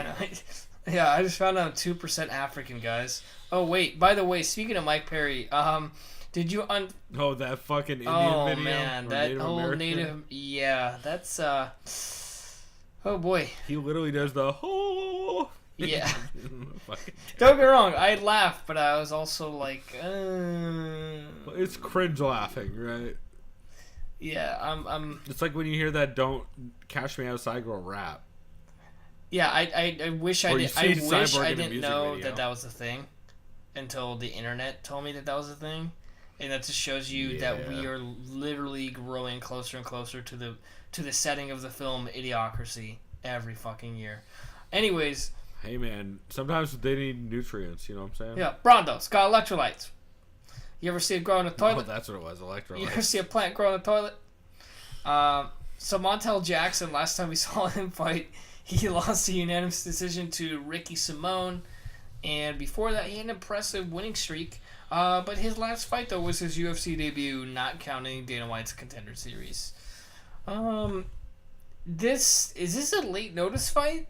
Or are they just giving Montel to Brian Kelleher? Because I'm going with Kelleher based on Bro, that is the story of this card. What the fuck? Okay, hold on. We're gonna get to something in a second because we must be missing something that everybody else knows. That's weird. So, okay, I have to just get to this because it's so distracting. Brian Kelleher is an underdog right now. I don't know how that's possible. He definitely wins this fight every time, as far as I'm concerned. I agree. I think what they're doing is they're basically feeding Contender Series guys to dudes that want to look good in a division. I think Brian Kelleher is one of those. Probably because he can rap. Oh, that's right. God damn it. That's a thing. Jesus Christ, Mary and Joseph. Oh, boy. Speaking of rapping, I'm actually drinking on a delicious old fashioned that I made during the break. I made it with Larceny Bourbon. Y'all should check out Larceny Bourbon. It's fucking delicious. It's like $25 a bottle. It's not bad. It's so goddamn good. I think we have that at my work. I think I've seen it in the liquor cage when I'm bringing up liquor. It's got like a key on it. It's like a brown, brown tannish label. It's got a key on it. It's very good. I think so. Maybe I'm just. I don't know. It's delicious. Maybe I'm just thinking of the word larceny, and I'm just trying to sound edgy. Say, yeah, man, I've heard of that, and I probably haven't. No, I wouldn't be surprised if they did have it at your work, because your work, that's exactly the kind of bottle they would have as like a not well version. Oh yeah, we've got some pretty interesting stuff. Anyways, let's get back to this little preview. I'm going with Kelleher. Yeah. Me too. I don't understand why at all Montel. Well, so the only reason I could think that Montel Jackson is the favorite right now is the fact that Kelleher missed weight. Oh. So I'm wondering if that's when the line changed. But I'm having trouble figuring out 5 times how to look at that. So I think I'm going to go decision. I don't know. I don't know Jackson's chin.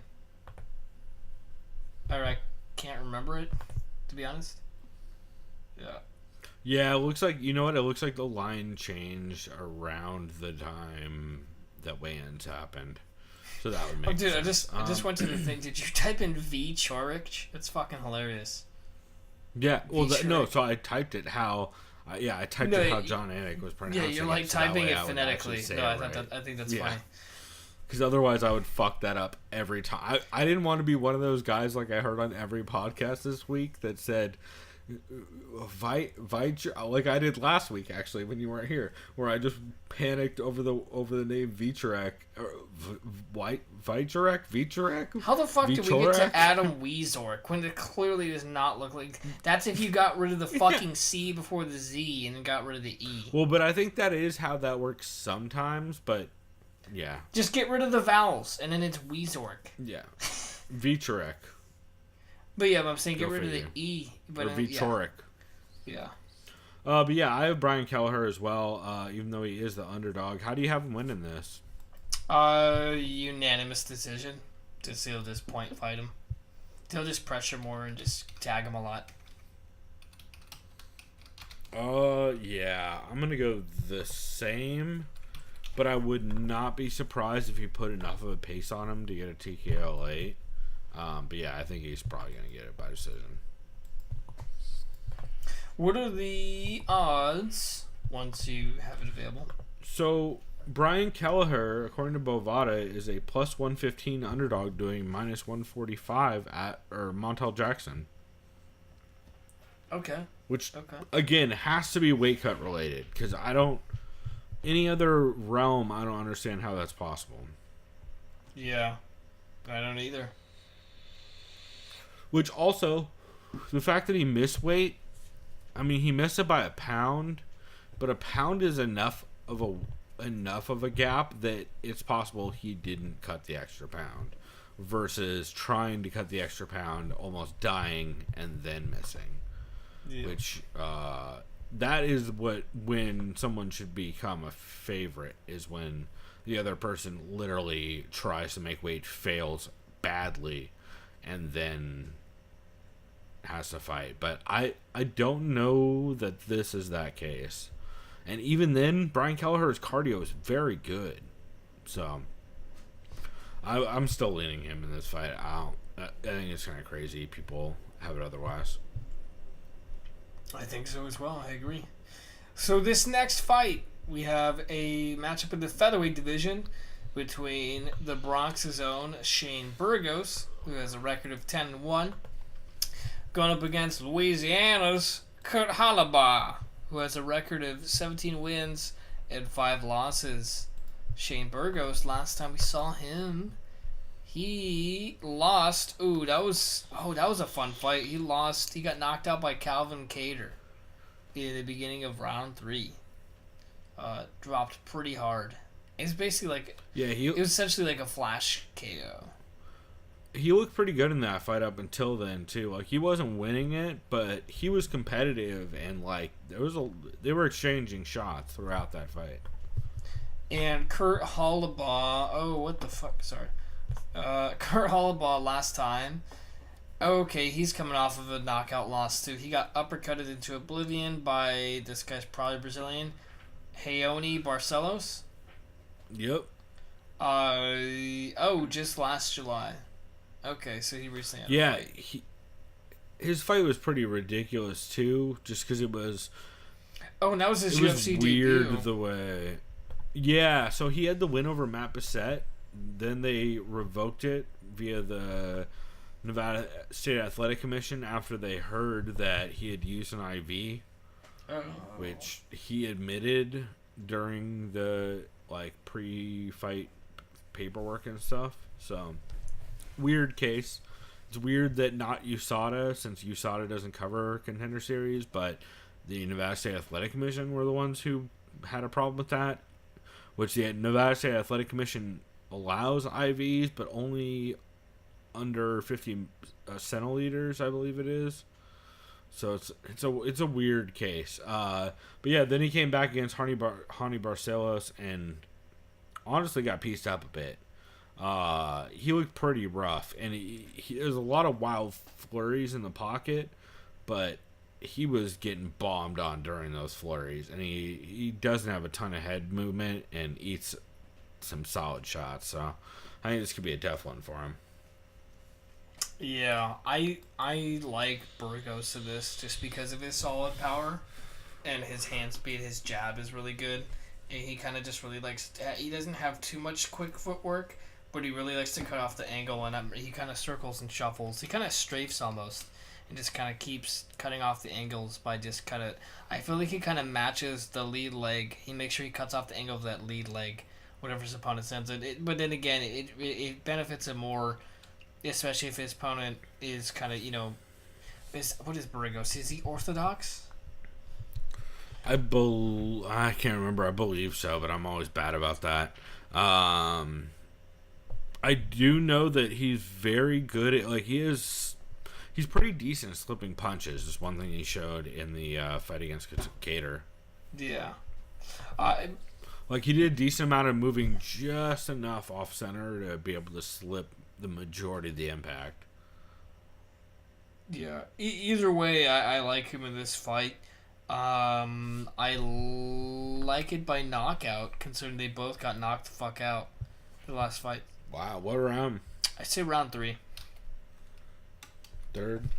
I would not be surprised by that. I'm going to take him by decision, just because I think Holloway is really fucking tough.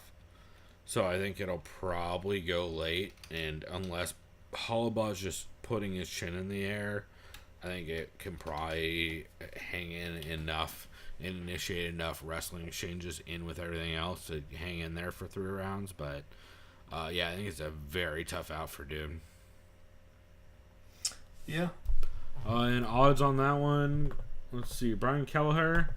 What the oh wait, no, Brian Keller was the last one. Kurt Holloway is a plus 260 underdog to a minus 340. Shane Burgos sounds about right to me.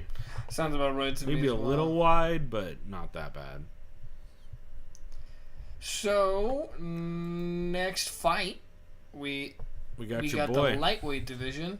We have Matt the Steamroller Frivola going up against Steamroller. Groovy Landovinato. Battle of the Steamroller. Battle of the Doo-Wop Guineas. From the East Coast. Just kidding. I don't think Lando's from the East Coast. He's just Italian.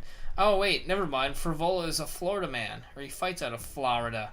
But yeah, he is from New York. Because I remember Matt Serra was talking about this guy, and I remember last time I watched this guy, he was hyped up pretty good, and unfortunately he got knocked the fuck out in his fight against Marco Polo Reyes. His UFC debut. But you know what? Hey, that fucking happens, you know? You get knocked out in your first fight in a minute. Landovinato, last time we saw him, I saw him actually at UFC 226. It was a very fucking fun fight. He lost to Drakkar Klose. He always has fun fights. Yeah, he's basically. I'm not gonna say he's the Justin Gaethje of the division, because Justin Gaethje does he's always a draw, and he's also a lightweight. So I won't say that, yeah. But he's similar to Gaethje in that he doesn't not have an entertaining fight. So 100%. Who do I like in this?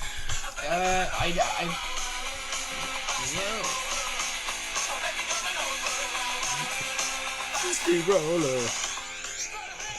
Anyway, definitely not playing the Attic Steamroller over the top of somebody I'm not even gonna pick. That's a good song though. The Addicts are dope. If you don't fuck with the Addicts, we can't be friends. I'm not even gonna lie. I fucks with them. I don't have that. I don't think I think maybe I do have that song on Spotify. I recognize that. For a second, I thought you accidentally pressed that song like on Spotify, but it just makes more sense that it was a Steamroller. Steamroller was definitely heavily touted as like a highly touted prospect, coming into his debut. But I gotta go Venata here. I gotta go with the veteran. One thing I did see, I noticed, I believe Venata has left Jackson Wink after this fight. He is gone. He has. He also seems to be pretty happy about it. Okay. Do you think there's some sort of friction there, or is that just kind of me being like Ariel Helwani looking into things that aren't there? I mean, Jackson Wink in general is falling apart. Yeah. Like, ATT has a little bit of that right now, too.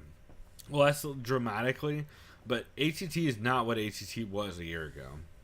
Dan Lambert's still the big guy there, right? Yeah, but like a lot of dudes are not training at ATT. They used to train at ATT. I feel like all the elite fighters are kind of doing, and I'm not gonna say TJ Dillashaw started because he most certainly didn't, but they're doing what he does currently. Tyron's up there. The nomad route where you just kind of bounce around camps. I mean, dude, if I had like some God-given ability in mixed martial arts, you bet your fucking ass I'd be bouncing around camps. But that's just me. I mean, especially when your dudes like there's some examples actually even on this card. Shouts to Derek Brunson, who a big camp would do them good and has done them good in the past. You know. Yeah, like if I was a nomad, I'd say okay. Obviously, if you could afford it, I'd go to ATT for grappling, or AKA. ATT mainly for Dean. I want Dean Thomas to help me out, AKA because I'd want Daniel Cormier to help me out and Habib, just in that area. And then for striking, I'd go with my boy, Mr. Peanut Butter Salesman himself, Dwayne Bang Ludwig. I really like the Bang Muay Thai system. That's right. As far as how he sets up the Dr. Peanut Butter. Yeah. And the peanut butter. That's the number one seller for me. But yeah, that's what I would do if I was a mixed martial artist and I had the ability to bounce around camps. You know what I mean? I would just kind of just pick everyone's brain who I'd want to learn under. Yeah. For a camp. Duke Rufus is an interesting one too. Yes, yeah, because he was a professional kickboxer. I think his brother was too. His whole family was into it. He has a good, solid squad around him. You got the Pettis brothers. You got Woodley. See, I'd be less interested in coaches, and I'd be more interested in strategists and fighters. And I would want partners, right? Yeah, like if you're a 170 pounder and you're not training with Ben Askren or Tyron Woodley, you're probably doing yourself a disservice. Yeah. Just like if you're a grappler and you're 250 or anywhere from 2 to 250, you're probably doing yourself a disservice not grappling with DC. Or if you're 125 pounds, you're probably doing yourself a disservice by not grappling with DJ. Or even working on footwork with Dom Cruz down here in San Diego. Exactly. Yeah. Well, depending on your style. Yeah, obviously, because not everyone's suited to that. But Dom Cruz especially, but yeah.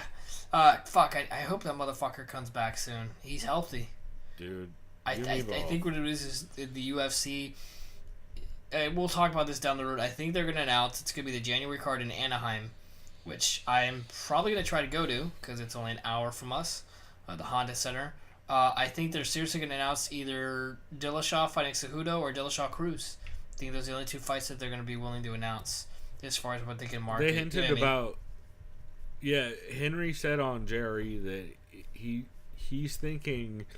he's hearing it's probably going to be against TJ in January. Like he will fight TJ. That's like he's not sure, but like that's been the talks, but they haven't like actually had any real negotiations. I'm not mad at that, but I think it's a bad matchup for Henry. Yeah, I mean, like TJ's a nightmare matchup for most wrestlers, but especially dudes like Henry, who like. Man, if TJ can manhandle you, like in clinch exchanges, even though he's the better wrestler than TJ, I still think TJ's gonna give him a fucking. Because still Henry on the feet has to rely too much on counter striking.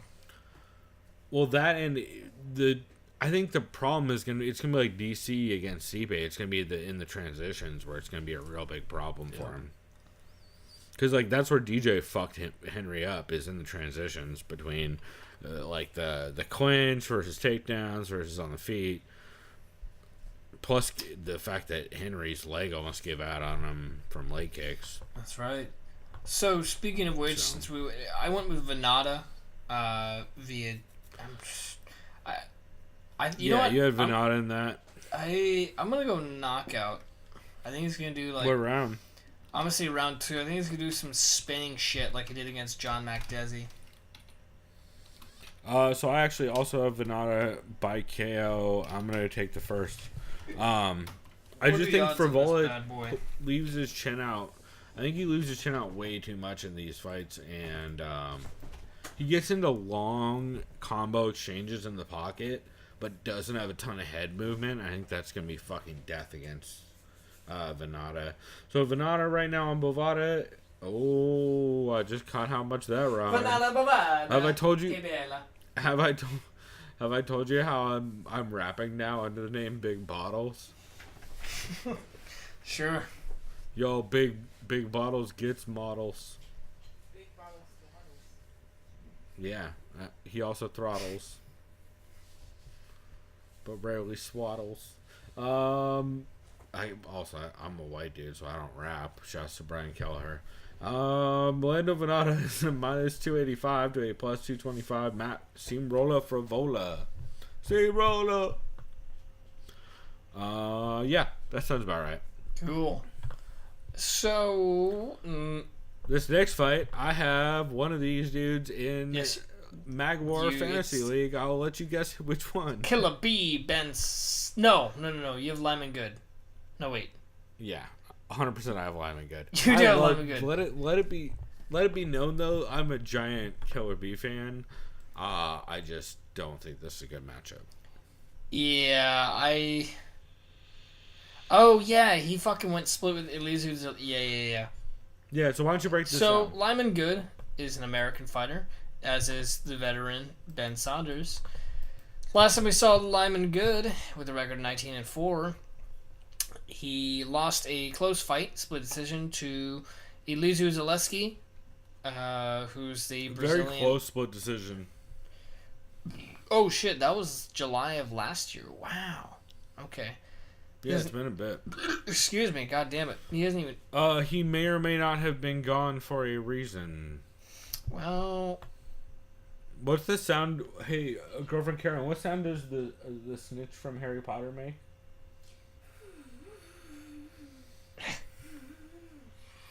Don't know if you guys could hear that, but we'll just go ahead and keep moving on. So it has to do with the guy from, what the fuck's his name? I always forget his goddamn... The Golden Snitch guy. What the fuck's that guy's name? Which one? The Golden Snitch, who they call in MMA. The fucking... Jeff. What's his name again? Mr. Nowitzki. Yes, that's... Okay, thank you. Yeah. So Lyman Good's back after that whole business with... Way to fucking jab the joke on the nose, dog. Yeah, I know. I didn't know the specifics. I knew it had to do with that guy, obviously, but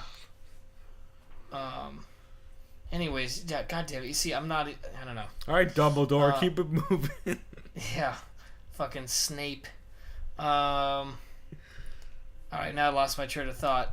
Killer B. Last time we saw him, didn't he murder? Oh, he did murder Jake Ellenberger. Oh wait, what the fuck? Did I miss a Sergio Moraes fight? I think I did, dude. I had no idea he got submitted. Holy shit. So, yeah, the last time I saw I'm pretty sure we took pics for that fight. When was that? September 22nd. Dude, I must have been high. I must have been high or drunk. Santos versus Anders. Yeah, I must have been high or drunk. Huh. Wow, that's weird. Anyways, Killer B. Saunders got submitted in his last fight against Sergio Moraes. Before that, he knocked Jake Ellenberger into retirement, literally, in the first round via knee to the body and punches. For that, he had 2 losses to Alan Joban and Peter Sabata. Lyman Good,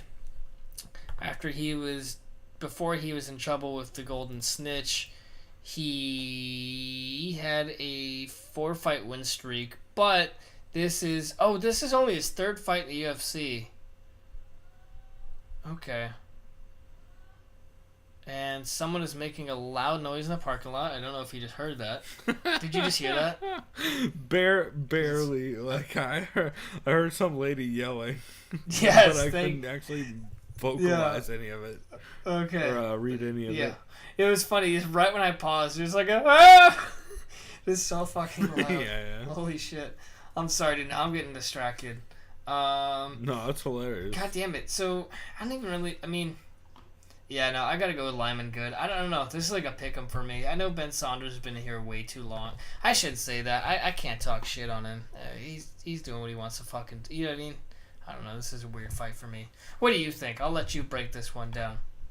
I'm just fucking stuttering. So,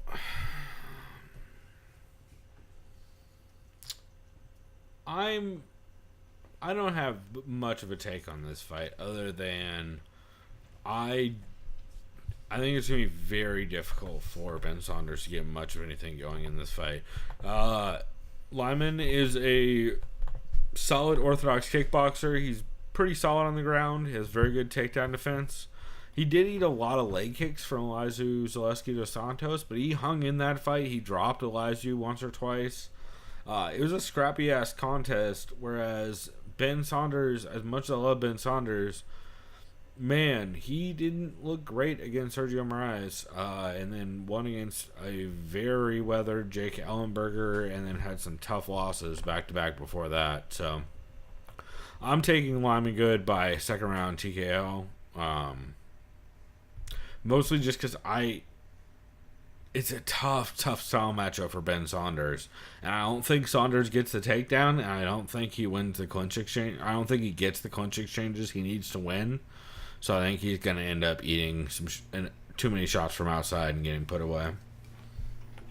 Yeah, I mean, I'll take your word for it on that one, to be honest. So I'll just agree. I will just agree with you there. I'll leave it at that. What would be cool. odds for that fight, if we may ask? Odds on that one are Lyman Good is one of the bigger favorites on the card. Lyman Good is a minus 650 favorite to a plus 425 Ben Saunders. Okay. So this next fight, I'm very, very confident in who I'm picking to win. I think you'll agree with me. We have Julio Arce, Tiger Showman's Wow, you're really confident in this? I'm not that confident, but I do have a pick for sure. Yeah, he's fighting off against Brazil's Shane Moraes. I'll just say this: I am 100% picking Julio Arce. I know Shane Moraes' talents. He had a good fight against Matt Sales. Matt Sales did come back after those multiple fucking eye pokes, if I recall.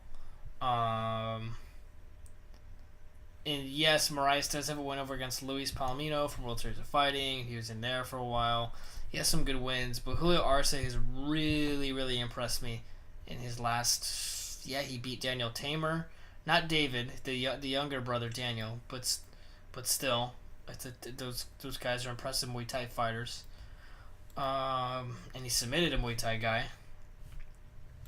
Dan Ige, he had a unanimous decision victory over Ige, who is with AKA and also Eagles. I know he's one of Habib's guys, mainly because I always watch Anatomy of a Fighter whenever Habib fights. So yeah, I got Julio Arce, and method of victory. You know what? He's gonna fucking sub this guy. Because this guy got subbed by Marlon Moraes, who I feel like is more of a striker. Yeah. I mean, he's pretty well rounded, but... Wow, you're going sub? Yeah, I'm going sub. Interesting. I am not. I am going decision. But I am also taking Julio Arce in this. Not ultra confident. He's looked good, but Shayman Moraes throws fucking heaters every single punch. He's like Aldo when he's gassed, but this dude just throws like that all the time, which is, it's kind of like Vanderlei Silva-esque. Like, yo, when you land, you will do fucking mad damage, but you're also loading up so hard on everything that dudes are able to see a lot of it. Yeah. Kind of like early Jeremy Stevens. You said you had a KO second? I'm gonna say sub third. Sub third? Yeah, I'm gonna take him by decision. I could see a way where he gets clipped in this fight and gets put away, but overall, I think he's a little too sharp. He ate a lot of leg kicks from Tamer, but he has a really solid straight left. he worked combos up and down the body and head against Tamer. So, like, he do a lot of long combos where he throws 2 to the body, 2 to the head.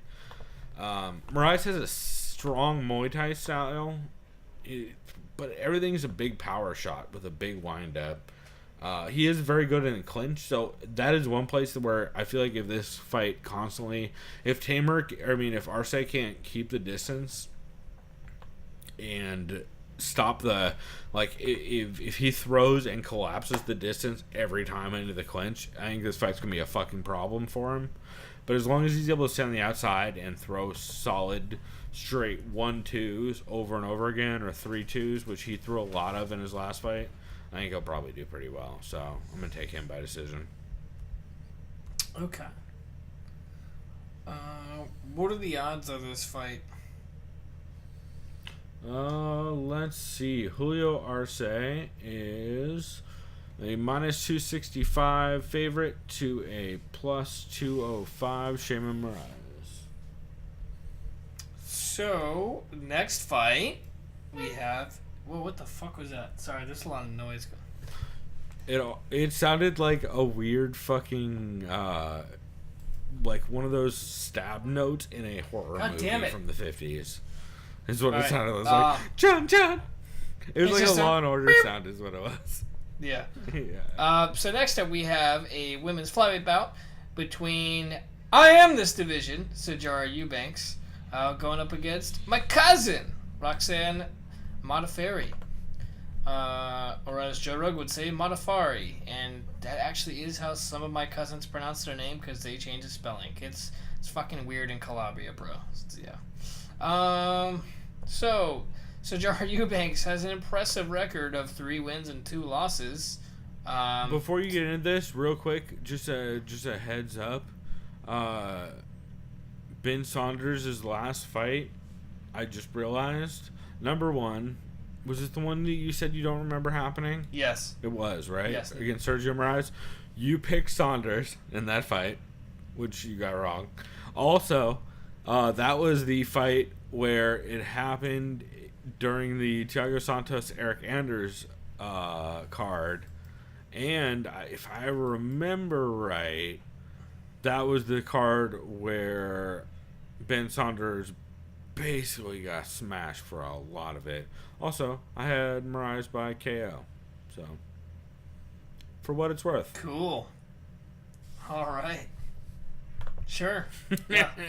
I've been looking for that for like 10 minutes because we brought it up, and I was like, I know we fucking picked these fights. So, I mean, to be fair, I could see where you'd take Ben in that fight. I don't know why I did, but I think it's because he murdered fucking Ellenberger into retirement, but then we kind of saw that coming. Yeah. So. And I think I kind of talked you into it because Ben Saunders' knees and overhands are like arguably a bad style matchup for Sergio Moraes, especially since he throws just barely sharper punches than Sergio does. But Sergio just fucking pressured past his entire round game, the entire fight. So Sijara Eubanks, an impressive record of 3 wins, 2 losses. Two of her losses. That's right. More depressing fights. 2 of her losses coming to missing weight. Just kidding. Dude, I'm so fucking angry about this. I was so excited about this fight. Not even this fight. I was excited about seeing Sarge compete again. And she's been saying for fucking weeks that she's going to make weight, and she's been working with the PI. And then she blows away by, 2.5 pounds? 2.2 pounds? She already has a win over Modafferi, which came, during Tough 26. Dominant ass win. Modafferi, last time we saw her, she had a title bout. Nope, she didn't. She beat Barb Honchak. She elbowed her to death. I remember that. I forgot that fight existed. Yeah, Roxy has been getting so much better, and people sleep on that. So, I'll just say this. I am picking Eubanks in this via decision. Roxy's tough as fuck, but it's just not a good style matchup for her. Eubanks is too versatile. Terrible. I can't remember how well-rounded Eubanks is with the Brazilian Jiu-Jitsu, so maybe... She's a black belt. Then, yeah. Doesn't she train at a fucking Almeida in Jersey? Well, she does now. She was previously with Lloyd Irvin. Ooh, that's... Well, she got out of there when she could. Good for her. Oh, is exactly the right response anytime you ever hear that statement. It's like, oh, man, I wanted to... All right, well, can't be a fan. Yeah. I really... So, I have the same way. Man, there's so many reasons I like Sijara Eubanks, and I just can't... She just makes it impossible to be a fan of her because of... So mostly the weight. Like, how the fuck are you going to be a respectable wrestler and miss weight? She just must not be serious about or not as serious as she needs to be. No, she's way too big for 125 is the problem. Like, it's not even a matter of... Cause it's not even a matter of whether or not she's serious about it. It's a matter of it's too much of a fucking weight cut. Yeah. And she isn't bigger than Aspen Ladd, which is probably a big part of the reason why she dropped down in the first place. Yeah. Aspen Ladd kind of just outworked her by being bigger and bullying her around, which is what she did in the house against a lot of girls. So it's disappointing. I thought Sijara would have gotten the weight cut stuff under control, but since she hasn't, that's fucking very disappointing. And so am not fact of the matter is she's she's not getting a title shot anytime soon because she needs to make weight. She has to move up. Yeah. She has to move up. Like, you can't let somebody miss weight this many times and important. This could have been a title fight. Like, imagine if she was against Valentina and she blew weight. Yeah. Or even... And then, even Nico, worse, blew weight and then won. Originally, right?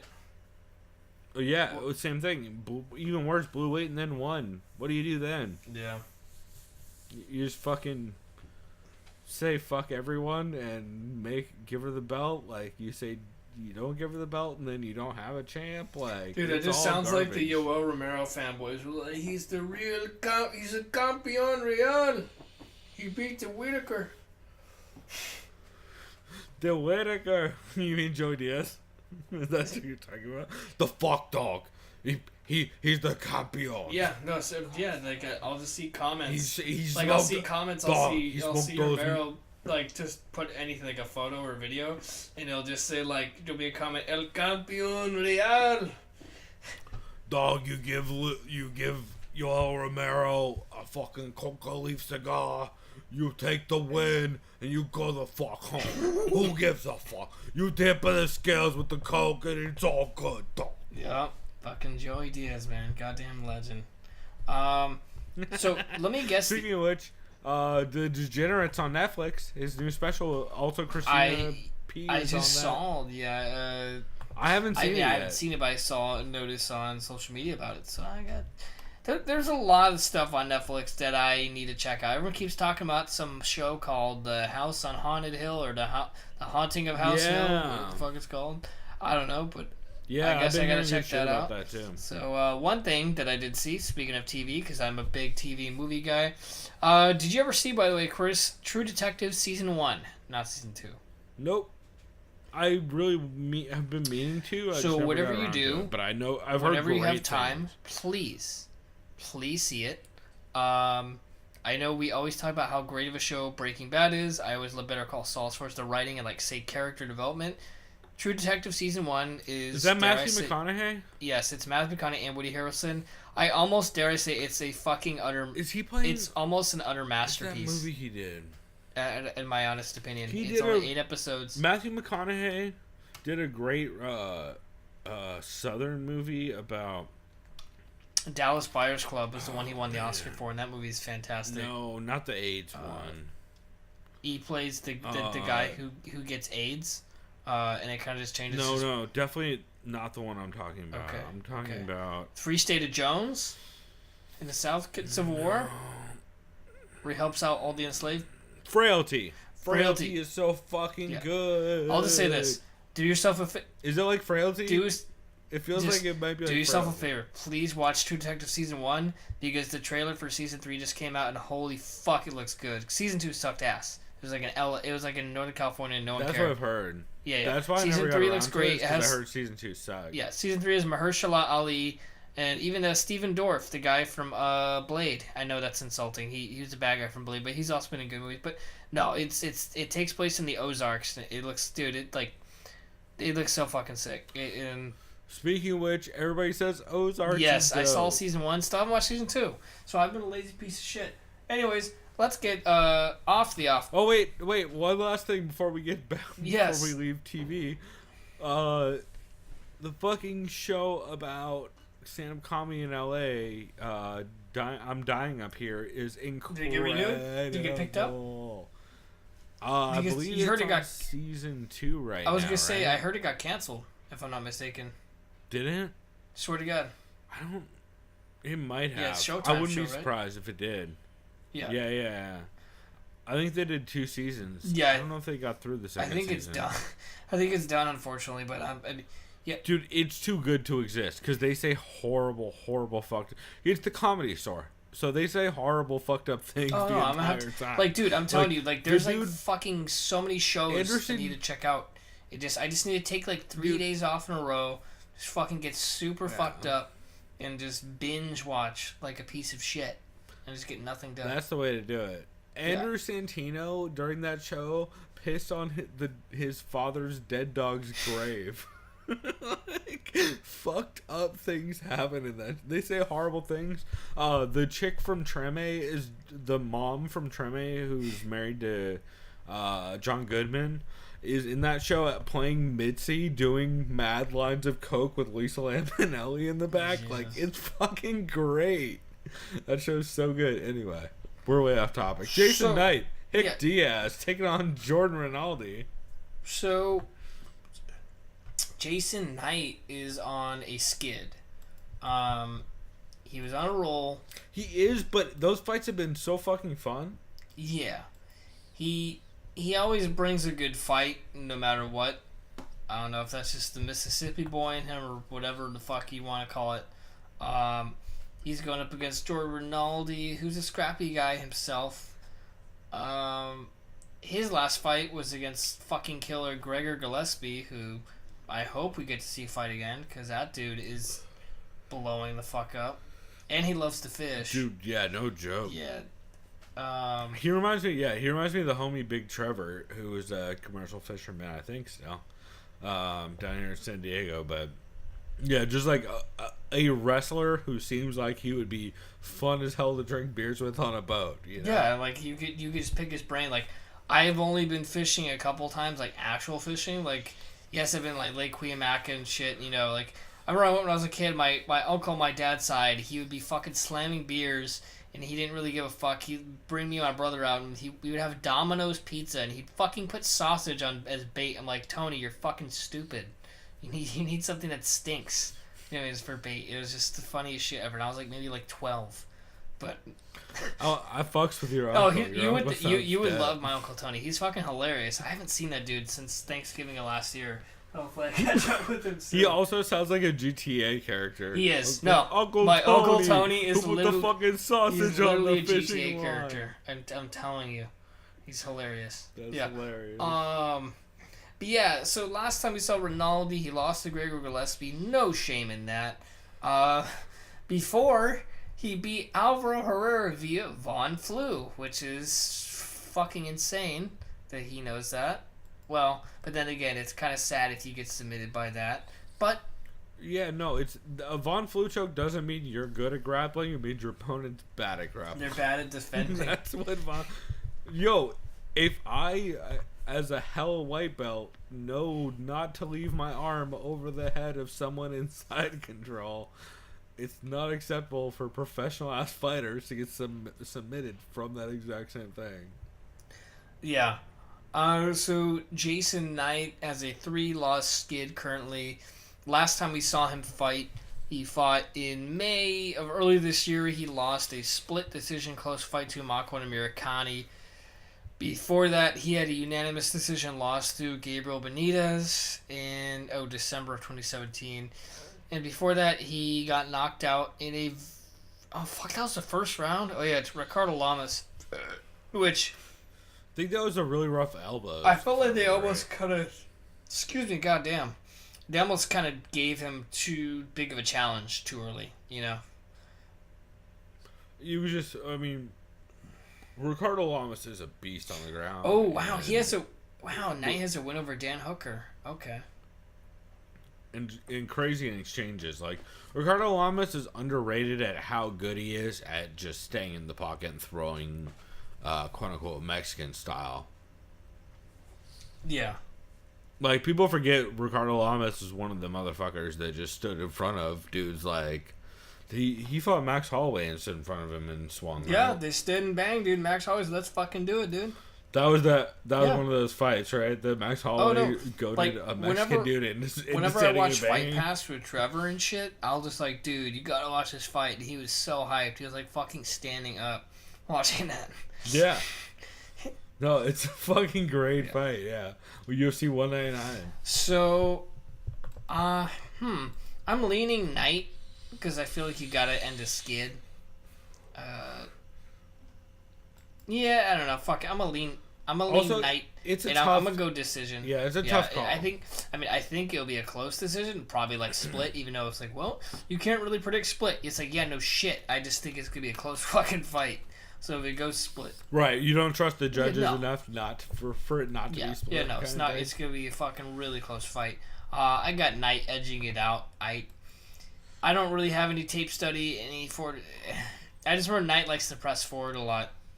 He keeps his hands kind of level, but kind of down a little bit. He'll eat punches, but kind of wing you with hooks, if I recall. The only thing that makes me nervous is he's looked a little bit hesitant lately. Okay. Part of it is because he's been facing good wrestlers, so that's definitely going to play into that. But he's like, you could see him wanting to throw but not throwing, which makes me a little nervous. Also, he's willing to just get stuck on bottom over and over again, which makes me nervous.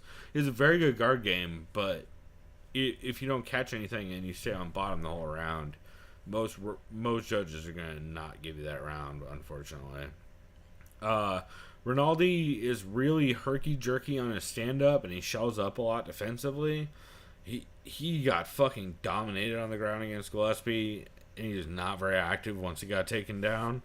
So that's the one thing is I feel like on the ground, Hick Diaz definitely has the edge in this one.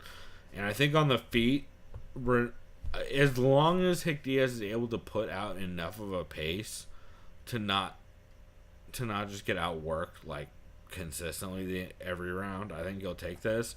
The only thing I worry about a little bit is he seemed hesitant to actually let his hands go recently, which makes me a little nervous, but I'm still going to take him in this by decision as well. Yeah. Let's see. And odds on this one. Did we say Sijara Eubanks? I think we're behind. Right? Yeah, that's right. Sijara Eubanks, odds on Bovada. Sijara Eubanks is a minus 600 to a plus 400. Roxanne Modafferi, that seems too wide. And Jason Knight is a minus 280 favorite to a plus 220 underdog. Jordan Rinaldi also seems a little wide. I would like that closer to a flat 200 favorite, but I can see why. Israel Adesanya versus Derek Brunson, though. This is a fucking fight. So this goes one of two ways. Brunson wrestle-fucks him the whole fight, and it goes to decision. Which would be the first fight Brunson has done that in forever. Or, which Brunson loves to do, he's a blitz fighter, charges in with the forward pressure, and gets clipped hard. You mean he sprints into a punch? Yes, that's literally what I mean. He has done over and over again. What I mean. And, spoiler alert, that's what I think is going to happen. Me too. I think he's going to sprint into a straight punch. I can't see anything I got else Adesanya. I'm not even... I don't know. I guess I'm kind of an asshole for saying who have they fought last. Let me go. Excuse me for the premature pick. Derek Brunson is an American fighter. He's an American from North Carolina. Yeah, he's from North Carolina. He's 18-6, impressive record. Last time he fought, he got knocked out by Jacare. No shame in that. Before that, he knocked out Leon Machida and Dan Kelly. Oh, yeah, he was the guy who beat Anderson Silva, but they fucking gave it to Silva. Fuck that fight. No. Well, but also he did almost nothing in that fight. No, I know, but that was such a shit fight. I think the bullshit about that fight is they gave a unanimous decision to Silva when that was such a close... Yeah, no, fuck that fight. I never want to watch the fight again. I think I might have had. I had Brunson barely. It was a dumb fight, but like when they unanimously gave it to Silva, I was just laughing. Like, what the fuck? Yeah, dude, he's fought a bunch of great motherfuckers. I mean, he's been a top guy for Israel Adesanya is kind of moving up the fucking ranks. This whole fight depends on whether or not Brunson takes and maintains takedowns, right? It's what it's dependent on. Because if he doesn't, he's fucked. Yeah, I mean, who's got more to gain from this? I think equal footing, really. If Brunson wins, he beats a name in Adesanya, a hot prospect. If Adesanya wins, you beat a guy named Brunson, you just get that much closer to a title shot. See, I think this fight doesn't do much for Brunson. It keeps him. Yeah, because then in a sense you're right, because it's like, oh, I beat a prospect, okay, and Yeah, and also it's a prospect who like people were high on, but also they all knew he didn't have wrestling because he's a high level kickboxer. So, like, he's not. It's not fucking Gokhan Saki versus Khalil Roundtree. You know what I mean? Like. Brunson is way more established in this division. I don't know why I'd take this fight other than bad blood, which there seems to be. And I feel like Adesanya is getting the better of the verbal exchanges. I remember he posted. He posted a clip. He's been 10-8ing He posted a clip during the weigh-in. Since it started. He's like, hey mate, I've noticed you've gotten a lot fatter, and he's like, you dumb cunt. Yeah. I want one of those good cunt shirts so fucking bad. I need to get one of those so bad. They're the Don't recommend it wearing it out in public unless you don't give a fuck. Dude, have you met me? You know me. Well, I know you. Nobody. Everyone would be like, "Why is the fat kid wearing a good cunt shirt?" That seems aggressive, but okay. Hey, girlfriend Karen. How good would you feel about the fact if I wore a shirt that just said and it was in the mirror of Gucci. Ask her that. It would look like a Gucci shirt. Yeah. Also, chili cheese dogs. Sweet. I know I got chili cheese dogs when I'm done, and I always have to figure out how to stop all. I am jealous because I haven't had a chili cheese dog in probably like a year. Actually, I have no idea when. That just sounds amazing. I can control one. So much clicky clacking. Okay. I got Adesanya by running into my fist via like round. I'm gonna go round 2 while Adesanya still has energy, because I think round 1 is gonna be Brunson dumping him on his ass, and then they both kind of tire out, and then Brunson gets desperate in round 2, and they oops. Yeah. I have a first round because I think Brunson's going to sprint straight into a right hand. Or a left hand. Really, I think he's just going to sprint straight forward with the chin up. And not go for a takedown at all. I think it's going to look like the Whitaker fight where you're like, what the fuck was that? Yeah. I have zero faith in Brunson. Dude, I think I have him under fucking contract in the new league. Yeah, because I was just thinking, wait, what if he WrestleFox him for 3 rounds? Here's the thing. I think that's why I picked him up. Here's the thing. He is a... Oh, my God. Hey, that's your dog. Seamus? Yoda? How do you like the sounds of Yoda? Clacks? Yeah, Yoda is thirsty, so now you're going to hear him drink water loud as fuck also. Anyway, shouts out to Judo Bill, who I love, and who said that, luckily Seamus sounds like I'm typing, so just pretend I'm typing right now. And pretend he's not just the fattest old man who likes to walk around when I'm recording. Anyway, yeah. No, Derek Brunson... The thing is for Derek Brunson to win this fight, he has... Oh, my God, really? For Derek Brunson to win this fight, he has to out-wrestle Israel Adesanya for at least 2 of 3 rounds, I feel like. Like, he could maybe... If he out-wrestles him for 2 straight rounds for the entire round, I think he could maybe gas Izzy enough to give him problems. I don't think that's possible. I don't think so either. So... That's why I'm taking Adesanya. I'm taking Adesanya in the first because I think Derek Brunson's going to sprint into a and not even a right hand, just into something. Sorry, by the way, like it could be a jab. Sorry. I have my window closed, but there's these fucking idiots in the parking lot going like, yeah, and just like, oh my god. I mean, I have idiots named Tilly and Seamus who also make noise. So we'll take a quick break. I'm gonna take a piss, and we'll be right back with the next 4 fights on the card, and we'll wrap this up. So. Be right back. Okay, so... Alright, let's go ahead and jump into this card so I don't just talk about how I miss New Orleans the whole time. Yeah. So we got, what is this, a middleweight bout, Carl Roberson, or is it Robertson? I know it's not Robertson. It's Roberson. Rober? Carl Roberson, Baby K, record of 6-1, the American, going up against the Welshman, Jack Hammer Marshman. Carl Roberson, last time we saw him fight was earlier this year in May. He got submitted via arm triangle choke to Cesar Vajeda. Before that, he was on a Which that's a tough fucking outing. Yeah. He did... This is, again, part of everyone, like, trying to kill everyone from the fucking Contender Series.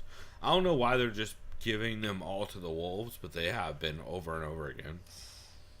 Yeah. He's got off against Welshman Jack Marshman, who's shown really, really, really good stuff since his UFC debut, but he's also gone up against killers too. Like, he got fucking knocked out by Thiago Santos, and he got submitted by Shoeface. Like, what the fuck do you expect? He was fucking fighting Thiago Santos and Shoeface. Like, Jesus. So, I'm leaning Marshman, mostly based on who he's fought, like a strength of schedule kind of thing. You know what I'm saying? And the experience edge. Yeah. So I'm gonna lean Marshman, and I'm gonna go decision. I think it's gonna actually be one of those surprisingly entertaining fights. That's interesting. But then again, though, I don't know, because I look at a lot of his wins, and he has a couple wins via sub. I don't know. I guess this is one of the ones I really don't have a definitive fucking choice, who's going to win. But right, Roberson is still pretty inexperienced in comparison, as far as amount of fights. He definitely is. I'm still going Roberson, though, on this one. Just because Roberson is very slick from top grappling positions. He's caught a couple slick subs from top. The Darren Stewart fight is a great example. Getting stuck on bottom against Cesar Ferreira, Mutanj does that to dudes pretty regularly, so he doesn't say much. Although, also in Jack Marshman's credit, getting stuck on bottom against Shoeface doesn't say much, so it's definitely a tough matchup, but I'm going to go Roberson via... Oh, man. This is a tough one. I would say I'm leaning decision. For Roberson? Yeah. You know what? I'm going to go Roberson sub first. Okay. He just catches a lot of early subs against green dudes. And as much as I like Marshman, I think this will end up in a scramble. And I would not be surprised if Roberson grabs something clever out of a front headlock series. So. Yeah, I could see that. All right, up next we got Dave Branch versus Jared Cannonier, which was not originally the scheduled fight. Jared Cannonier was scheduled for a couple weeks out, and David Branch was originally supposed to face Chris Weidman. No, that's not right. No, I think he was supposed to fight. Jacare. It was Jacare. Yeah, New York zone, Brooklyn zone, or in neighborhood case, was it Brown? No, not Brown. Brownsville. I think it's Brownsville in Brooklyn. Oh, Jared Cannonier was supposed to fight Alessio Di Chirico. Wait, the Italian guy, the Babidi Boopy guy? Yeah, Babidi Boopy, except Babidi Boopy just got caught with steroids or something. Oh, no bella. No, definitely not. Although it does give him a lot of time to drink wine. Yeah. and make us a pasta, as a pizza. By the way, Chris is Italian as shit. Yeah, we already know this. Yeah, I make fun of and cherish all Italian fighters. Like, if you're actually Italian, yeah, fuck yeah, good on you. You know what I mean? If you're Italian American like me, I'll make fun of you and praise you at the same time. Especially if it's two Italians fighting, I'm like, oh, these two guineas are gonna fucking have at it. You know, like, why does he keep diminishing Italians? That's why. Like, I'm not just gonna fucking. That's like, see, I'm gonna make fun of some Irish guy. Obviously, I'm not Irish, you know, but come on. Yeah, if you guys learned anything from this show today, it's that Chris is not an Irish. Yeah. I'm a fucking dude. I'm not an Irish. I'm an Italy. Oh boy! All right. So Carl Roberson, you have Jack Marshman taking. Yeah, I have Jack Marshman. All right, we'll go ahead and keep on moving on. I'm not confident in that, Dave by Branch the way. taking on. I would not be either, since I think fucking Carl Roberson is gonna smash Jack Marshman in the face for a lot of that fight. I think you're right. Sub. Fuck, whatever. But to be fair, my picks last week were I went 5-8 last. I'll just say this. I'll be premature. I think David Branch is gonna bring it to Cannonier really bad. Definitely I think he's gonna mollywop Cannonier. I honestly think it's gonna look like what Dominic Reyes did, 100%. If not that, he's gonna submit him. First round. I'm just saying right now. First round finish for David Branch. This dude is still criminally underrated. Yes, he was UFC years and years ago. He was a fucking killer in PFL, Pizza Fun League, whatever you call it, World Series of Fighting. David Branch all day. If you have him in fantasy, do it now. I already looked. Someone has him in three of our leagues. Do you have David Branch or no? No, I don't think so. I think people swap that. I was looking for him too. I'm like, God damn it. Dude, Naraknu is a motherfucker. Dude, that kid's good. Right now. You weren't in the league last year. By the way, that's a woman. What's up? Naraknu is a woman. She's a fucking beast. It's a female. She's an absolute beast. She gave me fits all of last year, and I'm not talking law fits. I'm talking regular fits. That's a fucking joke for only the people who are in the league. But no, she is an absolute monster at picks. It's ridiculous, dude. It's super tough to keep ahead of her. Also, if you look at our new league, the single quarter league, she has everybody. Yeah, I need to scope that out. Yeah, she's a fucking monster when it comes to picks. So that's really who we're competing against. Because you and me, we always do about the same.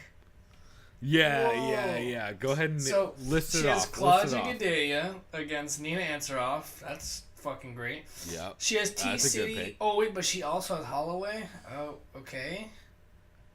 But that's a win-win because then you can trade one or get Chris Weidman against Jocker, which we'll get to. Ale Quinta versus Kevin Lee. I believe I have Ale Quinta. This isn't a new league. She has Al. This is the short league. The short league is what I should call it. Yeah, the short league is a little crazy. She has Korean Zombie which is against the last right minute pick. Wow, she has DC tomorrow. Yeah. But more importantly, look at the other league though. Okay, yeah. By the way, I also have Branch. Let's look at our main MMAC Alpha. I'm going Branch by decision, by the way, via Russell fucking. Go ahead and list off her fucking picks for this goddamn league, which she's right behind me in. And her main fighter, two picks are really good. Her main fighter she has left on contract. She has Alexei Kuchenko. Song Yudong. Oh, that dude's legit. Yep. Excuse me, Team Alpha Male. She has Daniel Cormier again in this league, too. Wow. She has Benil Dariush, Carlos Condit. She has Derek Brunson tomorrow, so she's confident in the wrestle fucking. Her bench is not bad. Tai Tuivasa, Darren Elkins, Ilir Latifi, and Chad Money Mendez. She picked up Ty off my like backup bench, which I couldn't replace Ty quick enough. The only fight I have is Julio Arce in the flex. I should tell you what I did. I had to make a lot of changes because you reminded me. I still got Cowboy Oliveira, who I think is gonna beat Gunnar Nelson. I think. I got Anthony Smith still. I'll hold on to. I have Pedro Munoz against Brian Scaraway. Darren Till I'll hold on to for now because I know he's going up to middleweight. I got Khalil Roundtree against... might be facing Ben Askren and getting WrestleFuck. Good call. I might have to get rid of him then. Or trade him. I might trade him. See if that's the scary one. I just picked up Renato Moicano, who no one had. He's going up against Miroslav Bektic. However, I think that's going to be very competitive, though, because Bektic is still very underrated with his wrestling. Yep. I just added Rob Font, who is fighting a brand new bantamweight in Sergio Pettis, and I love that fight for Rob Font. So that's why I did. Oh, for sure. Sorry, so off topic. Back to the David Branch, Jared Cannonier. I have David Branch via sending him to the Shadow Realm. I'm saying round 1, dude. I don't want to say this isn't competitive. I just think Branch there's levels to this shit. We've heard it before, and I think it happens again. And yeah, I gotta take Branch via decision. Just because Jared Cannonier is pretty well rounded and he's tough as nails. So I think overall David Branch's game, he's going to outwork Cannonier, I think, over the distance, but I don't think he's gonna be able to put on enough of a pace or enough damage to finish it. But then again, he just finished Thiago Santos on the feet, which man, that's hard to argue with. So I would not be surprised if he banged him out on the feet, but I think overall he's gonna work the wrestling and get the decision. Chris Weidman, Jacare Souza. So yeah, we have Chris Weidman. Oh wait, I forgot we should do odds. Right. So do we do Carl Roberson? Carl Roberson, the minus 305 favorite to the plus 235 Jack Marshman. And then we had Jared Cannonier at plus 270 against a minus 350 David Branch. Sounds about right to me. Yeah, I agree. So, we have former middleweight champion Chris Weidman, who had a decent run at defending his title. Yes, he beat Anderson Silva twice, which, no shame, that's impressive, just based on where Silva was at his point at the point of his career during those fights. You know what I mean? That was impressive as fuck. Yeah. Also, a terrible performance from Anderson. I mean, Anderson does not look like Anderson since Chris Weidman. Oh, no, not at all. I don't know if that has to do with the HGH or whatever the fuck you want to attribute. The Thai dick pills? Whatever, yeah, whatever kind of excuse you want to make for him, whatever if you want to call it, who knows, yeah.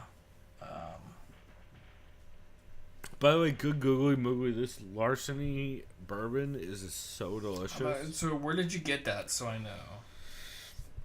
Bevmo. Okay. It's $25 at Bevmo. It's like, I've seen it around too, just at like bars and not like crazy high end, any kind of like actual liquor store, not like I would doubt you would see it at Vaughn's or whatever, but if you go to a liquor store or if you go to a Bevmo, you'll definitely see it. And it's very affordable, very fucking good. Like, it may be $3 more than Bullet, and I would say it's definitively better than Bullet. Okay, because I think Bullet's like pretty Bullet decent bourbon as it on its own. Yeah, and I like it a lot. It's definitely, I would say Bullet is a more distinct flavor, but I would say this is more well-rounded and pretty full-bodied. Okay. Like, I really enjoy it. It's a great sipper. Cool. Also, I'm hammered, and this is my third day of drinking since Sober October ended. So, hey, maybe I'm very biased right now. That's absolutely a possibility. So, I'll just say this. This is still a good fight, regardless that we're missing the rematch of Weidman vs. Rockhold. Did you tell me that you kind of favored Weidman in that rematch? Because I was kind of leaning that. Oh, yeah, I picked him up in fantasy. This fight, however, I'm going with Jacare. I know Weidman is not afraid to exchange punches, especially up close in the clinch. I just have that feeling Jacare is going to do some tricky BJJ shit. You know what I mean? I feel like this fight's going to be a grappling fest. If it does go to the ground, I think it's going to get real interesting very quickly. This is what's interesting, too. Weidman's last fight, yes, he's been hurt a lot, but that happens when you get older as a fighter. He did submit Kelvin Gastelum, a fighter who is a lot smaller than Weidman. Weidman's a big boy at 185. He's huge. And his cardio very is good cardio. Good. So I don't want to say it did surprise me beat Gastelum, but because that's fucked up in hindsight. Because Gastelum is getting a fucking title shot. You know what I mean? But when you match up their resumes, Weidman had always had that chance to beat Gastelum. You know what I mean? Who's basically an overblown welterweight. Which is, I know I'm putting that kind of bluntly, but I mean, yeah, especially when you look at their comparative fights. I mean, and like, look who Weidman's had to fight. They both had trouble with it. So Jacare, he lost to Gastelum, which was a very close fight. I think I scored it to Gastelum, barely, because that just showed me Jacare's fucking chin and his heart, which is why I'm picking him in this fight. Not like a definitive pick. Yeah. I'm kind of edging it. I think this fight's going to be very competitive. If you're gonna I really do think Weidman has one of the best camps out there with Sarah and Longo. He really has a great camp. He's still not he's not in his prime. I don't know. I guess that's not fair. Obviously his prime is when he styled on Anderson Silva, and it's weird. You know what I mean? I still think Weidman could. It's this division. Weidman could still win the belt possibly.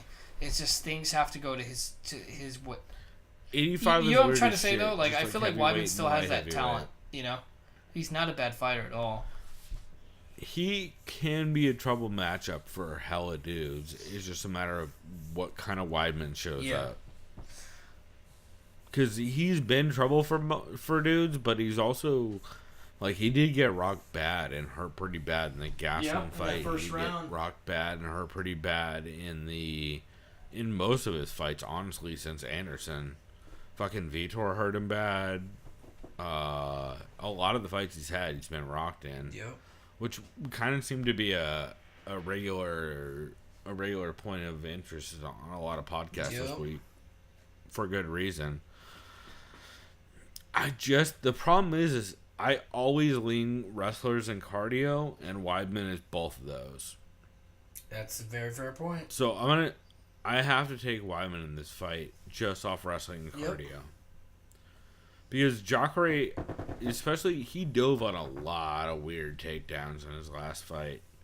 And I feel like his cardio has gotten much worse in the last 2 or 3 fights. And his shot selection has gotten much worse. Shot takedown, meaning shot selection. It's gotten much worse in the last couple of fights. So, yeah, I'm going to take Chris Weidman probably by its decision. I can't pick him to finish Jacare because Jacare is too fucking tough.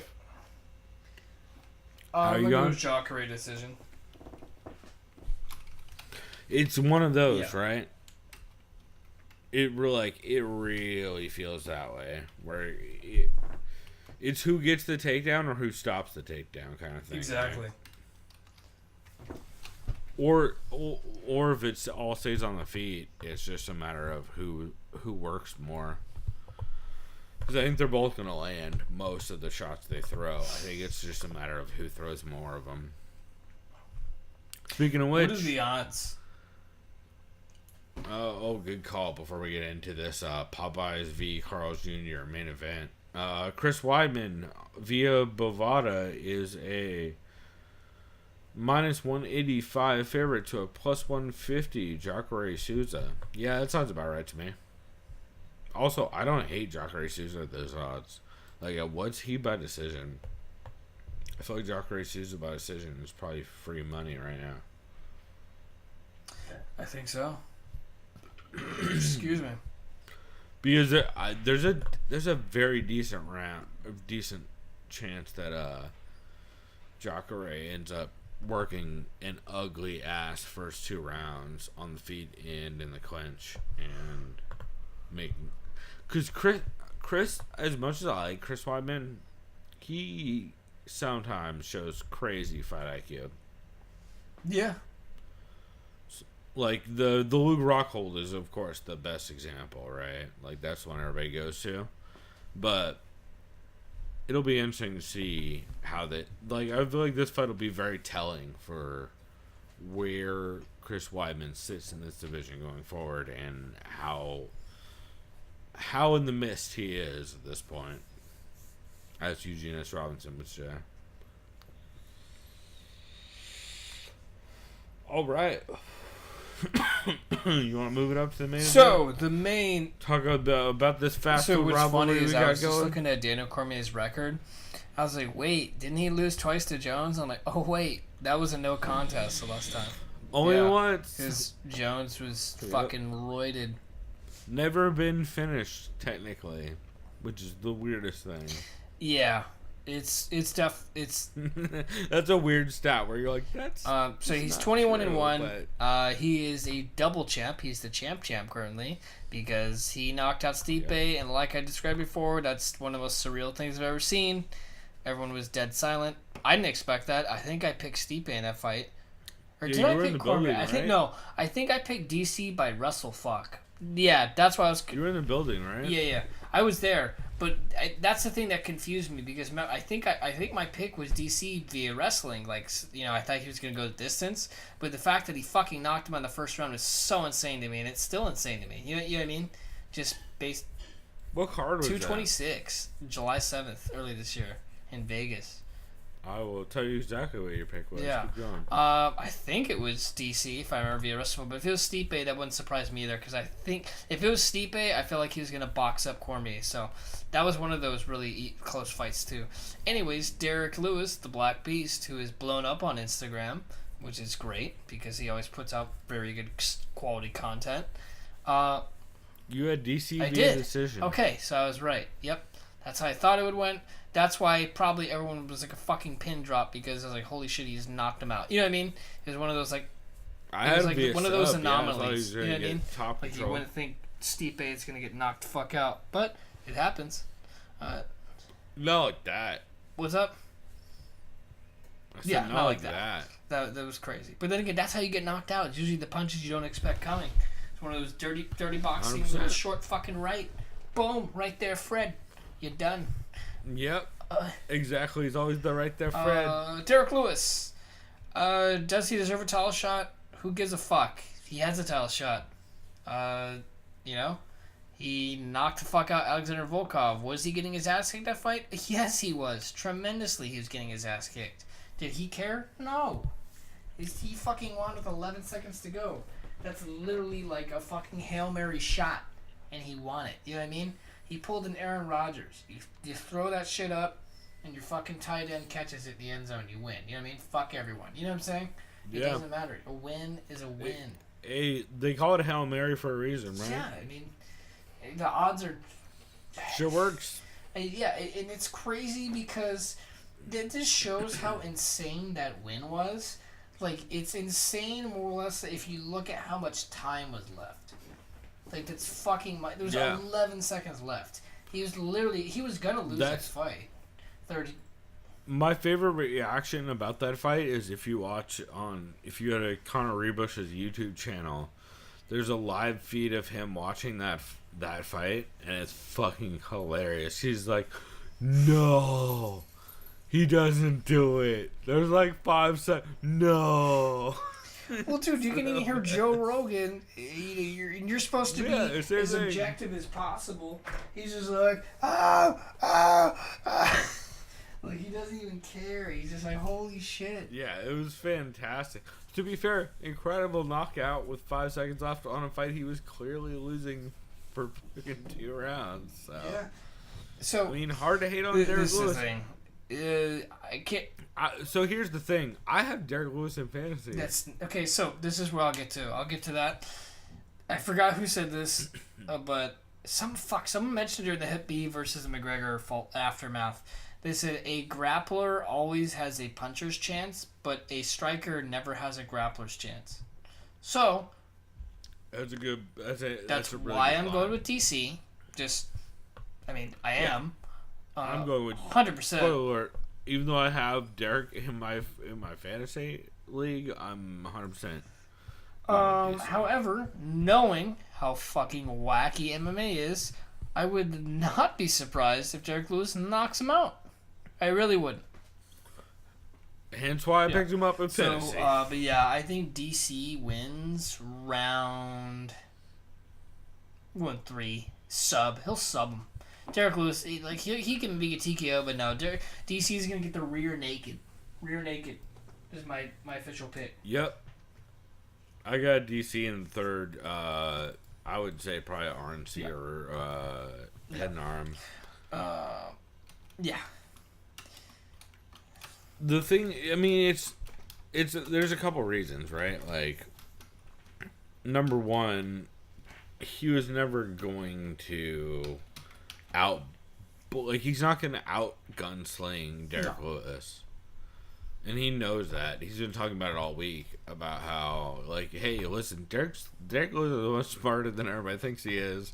Derrick Lewis is much slicker than everybody thinks he is, and I'm not going to play any part of that bullshit. I am going to play the shit that works for me. I'm going to do it the right way. And I believe it was, I want to say it was heavy, or no, you know what? It was probably the MMA Vivisection. But it may have been the Between Rounds Roundtable where they talked about how 100% DC is going to put Derrick Lewis against the fence in the first 2 rounds of this fight and beat the shit out of him there and gas him. And as soon as I heard that, I was like, oh, shit. Yeah, no, that's 100% what's going to happen. Unless they catch him just reaching, Derrick Lewis is about to go against the fence.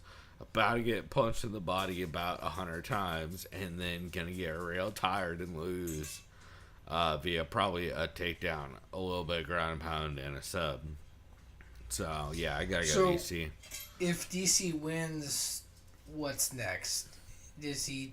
Well, so I mean, we already know it's Brock. So is he officially getting stripped December? What the fuck was it? That's Jones versus Gastelum, or not Gastelum.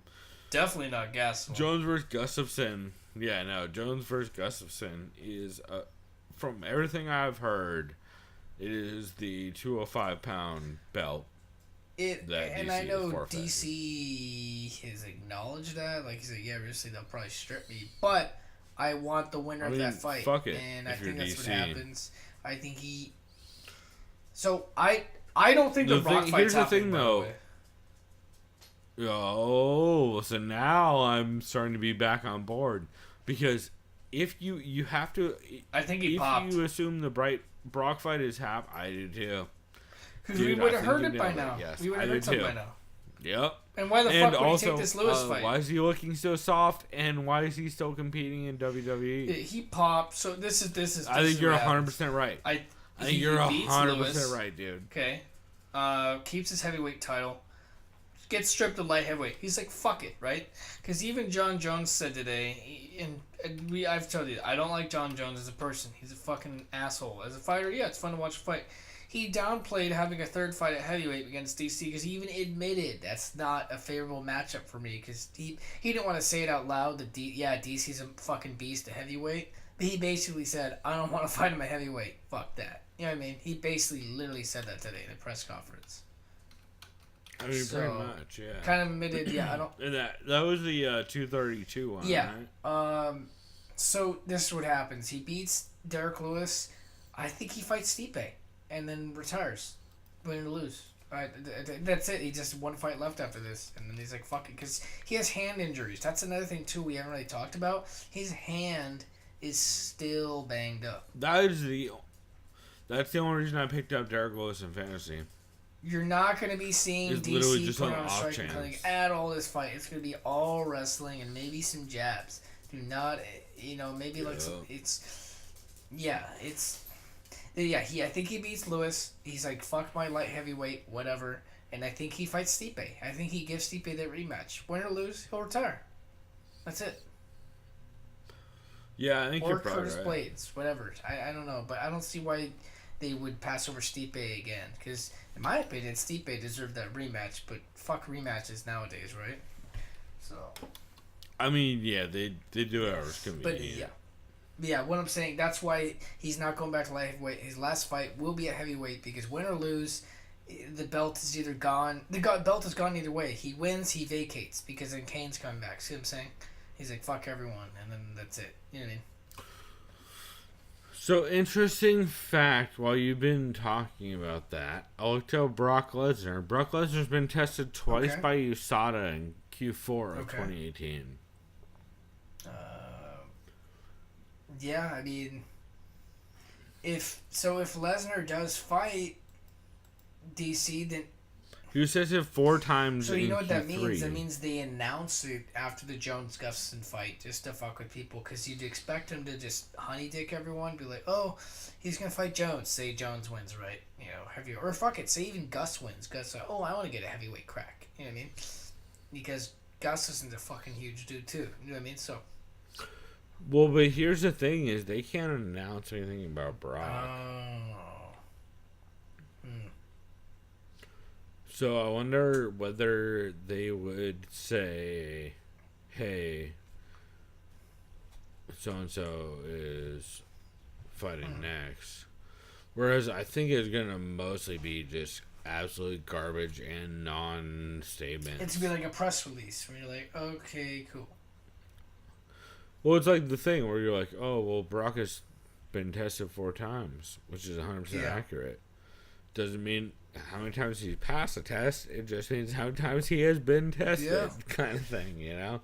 And then since USADA is not required to declare it, you wait all the way up until the month the event is supposed to happen, and then you're like, wow, it's really weird that there isn't a UFC 230 main event yet.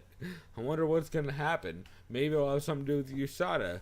And then, all of a sudden, oh, wait, no, John Jones is clear, but he's not actually allowed to fight for some weird reason. Also, he's barely cleared. But no, UFC 232 is totally different. By the way, these odds for the main event, what is it, 8-1 in favor of DC? Yes. I believe it's like 6-1. Let me back it on it. Best fight odds, by the way, if you guys ever are looking for odds on a fight, that is the only place to go. Best fight odds of this shit. So, yeah, under Bovada, Derrick Lewis is a plus 500, or no, plus 450 underdog to a minus 700 Daniel Cormier. Okay, that sounds about right. It sounds wide, but, like, I'm not mad at it, you know? Sounds a little wide, though. Yeah, just a little bit. But, hey, man, that's... Oh, dude. Wait. So, according to Sportbet, fight goes to decision is plus 650. That's an interesting line. Or, even more interesting, over 1.5 is... is plus 120. Under 1.5 is minus 140. I think that's free money. I don't think this fight ends in the first round and a half. Yeah. I mean, like, it might, but that'd be pretty fucking ballsy. Anyway, I think this could be a fun as hell fight, and I hope you guys check out some of the podcasts we recommended. Hope you check out some of the beers we recommended. Hope you check out booze, Oscar Blues. Yeah, Oscar Blues Brewing Company. If you guys have never tried Oscar Blues, they have Dale's Pale Ale. Dude, they have my favorite. I would highly recommend Old Chub, the Scots Ale. Yeah, Old Chub. Dude, how good is Old fantastic. Chub? That's one of my favorites ever. They're also their their Imperial Stout is incredible. The Fitty. Yeah, even though it's like fucking $16 for like 4 of them. It is, but it's like a fucking 13% Oh, beer. then I'm gonna have to spoil myself and check that out. Yeah, no, it's one of those beers where you don't think it's worth it, and then you look up the ABV and you're like, oh, it's like I'm having wine. I have been doing myself a disservice. Yeah, exactly. So I recommend checking that out. But Chris, anything else you want to shout out before we wrap this bitch up? Nothing for me. I'm just gonna figure out when I'm gonna watch the card after work. So. Yeah. Cool, man. We will go ahead and wrap this here, but it's been fun. And, oh, boy, we'll be back next week with a regular-ass card, hopefully, right? I believe so. I think so, as well. So, we should be back with that. In the meantime, everybody, go have a delicious beer. Go do something decorative. Be out.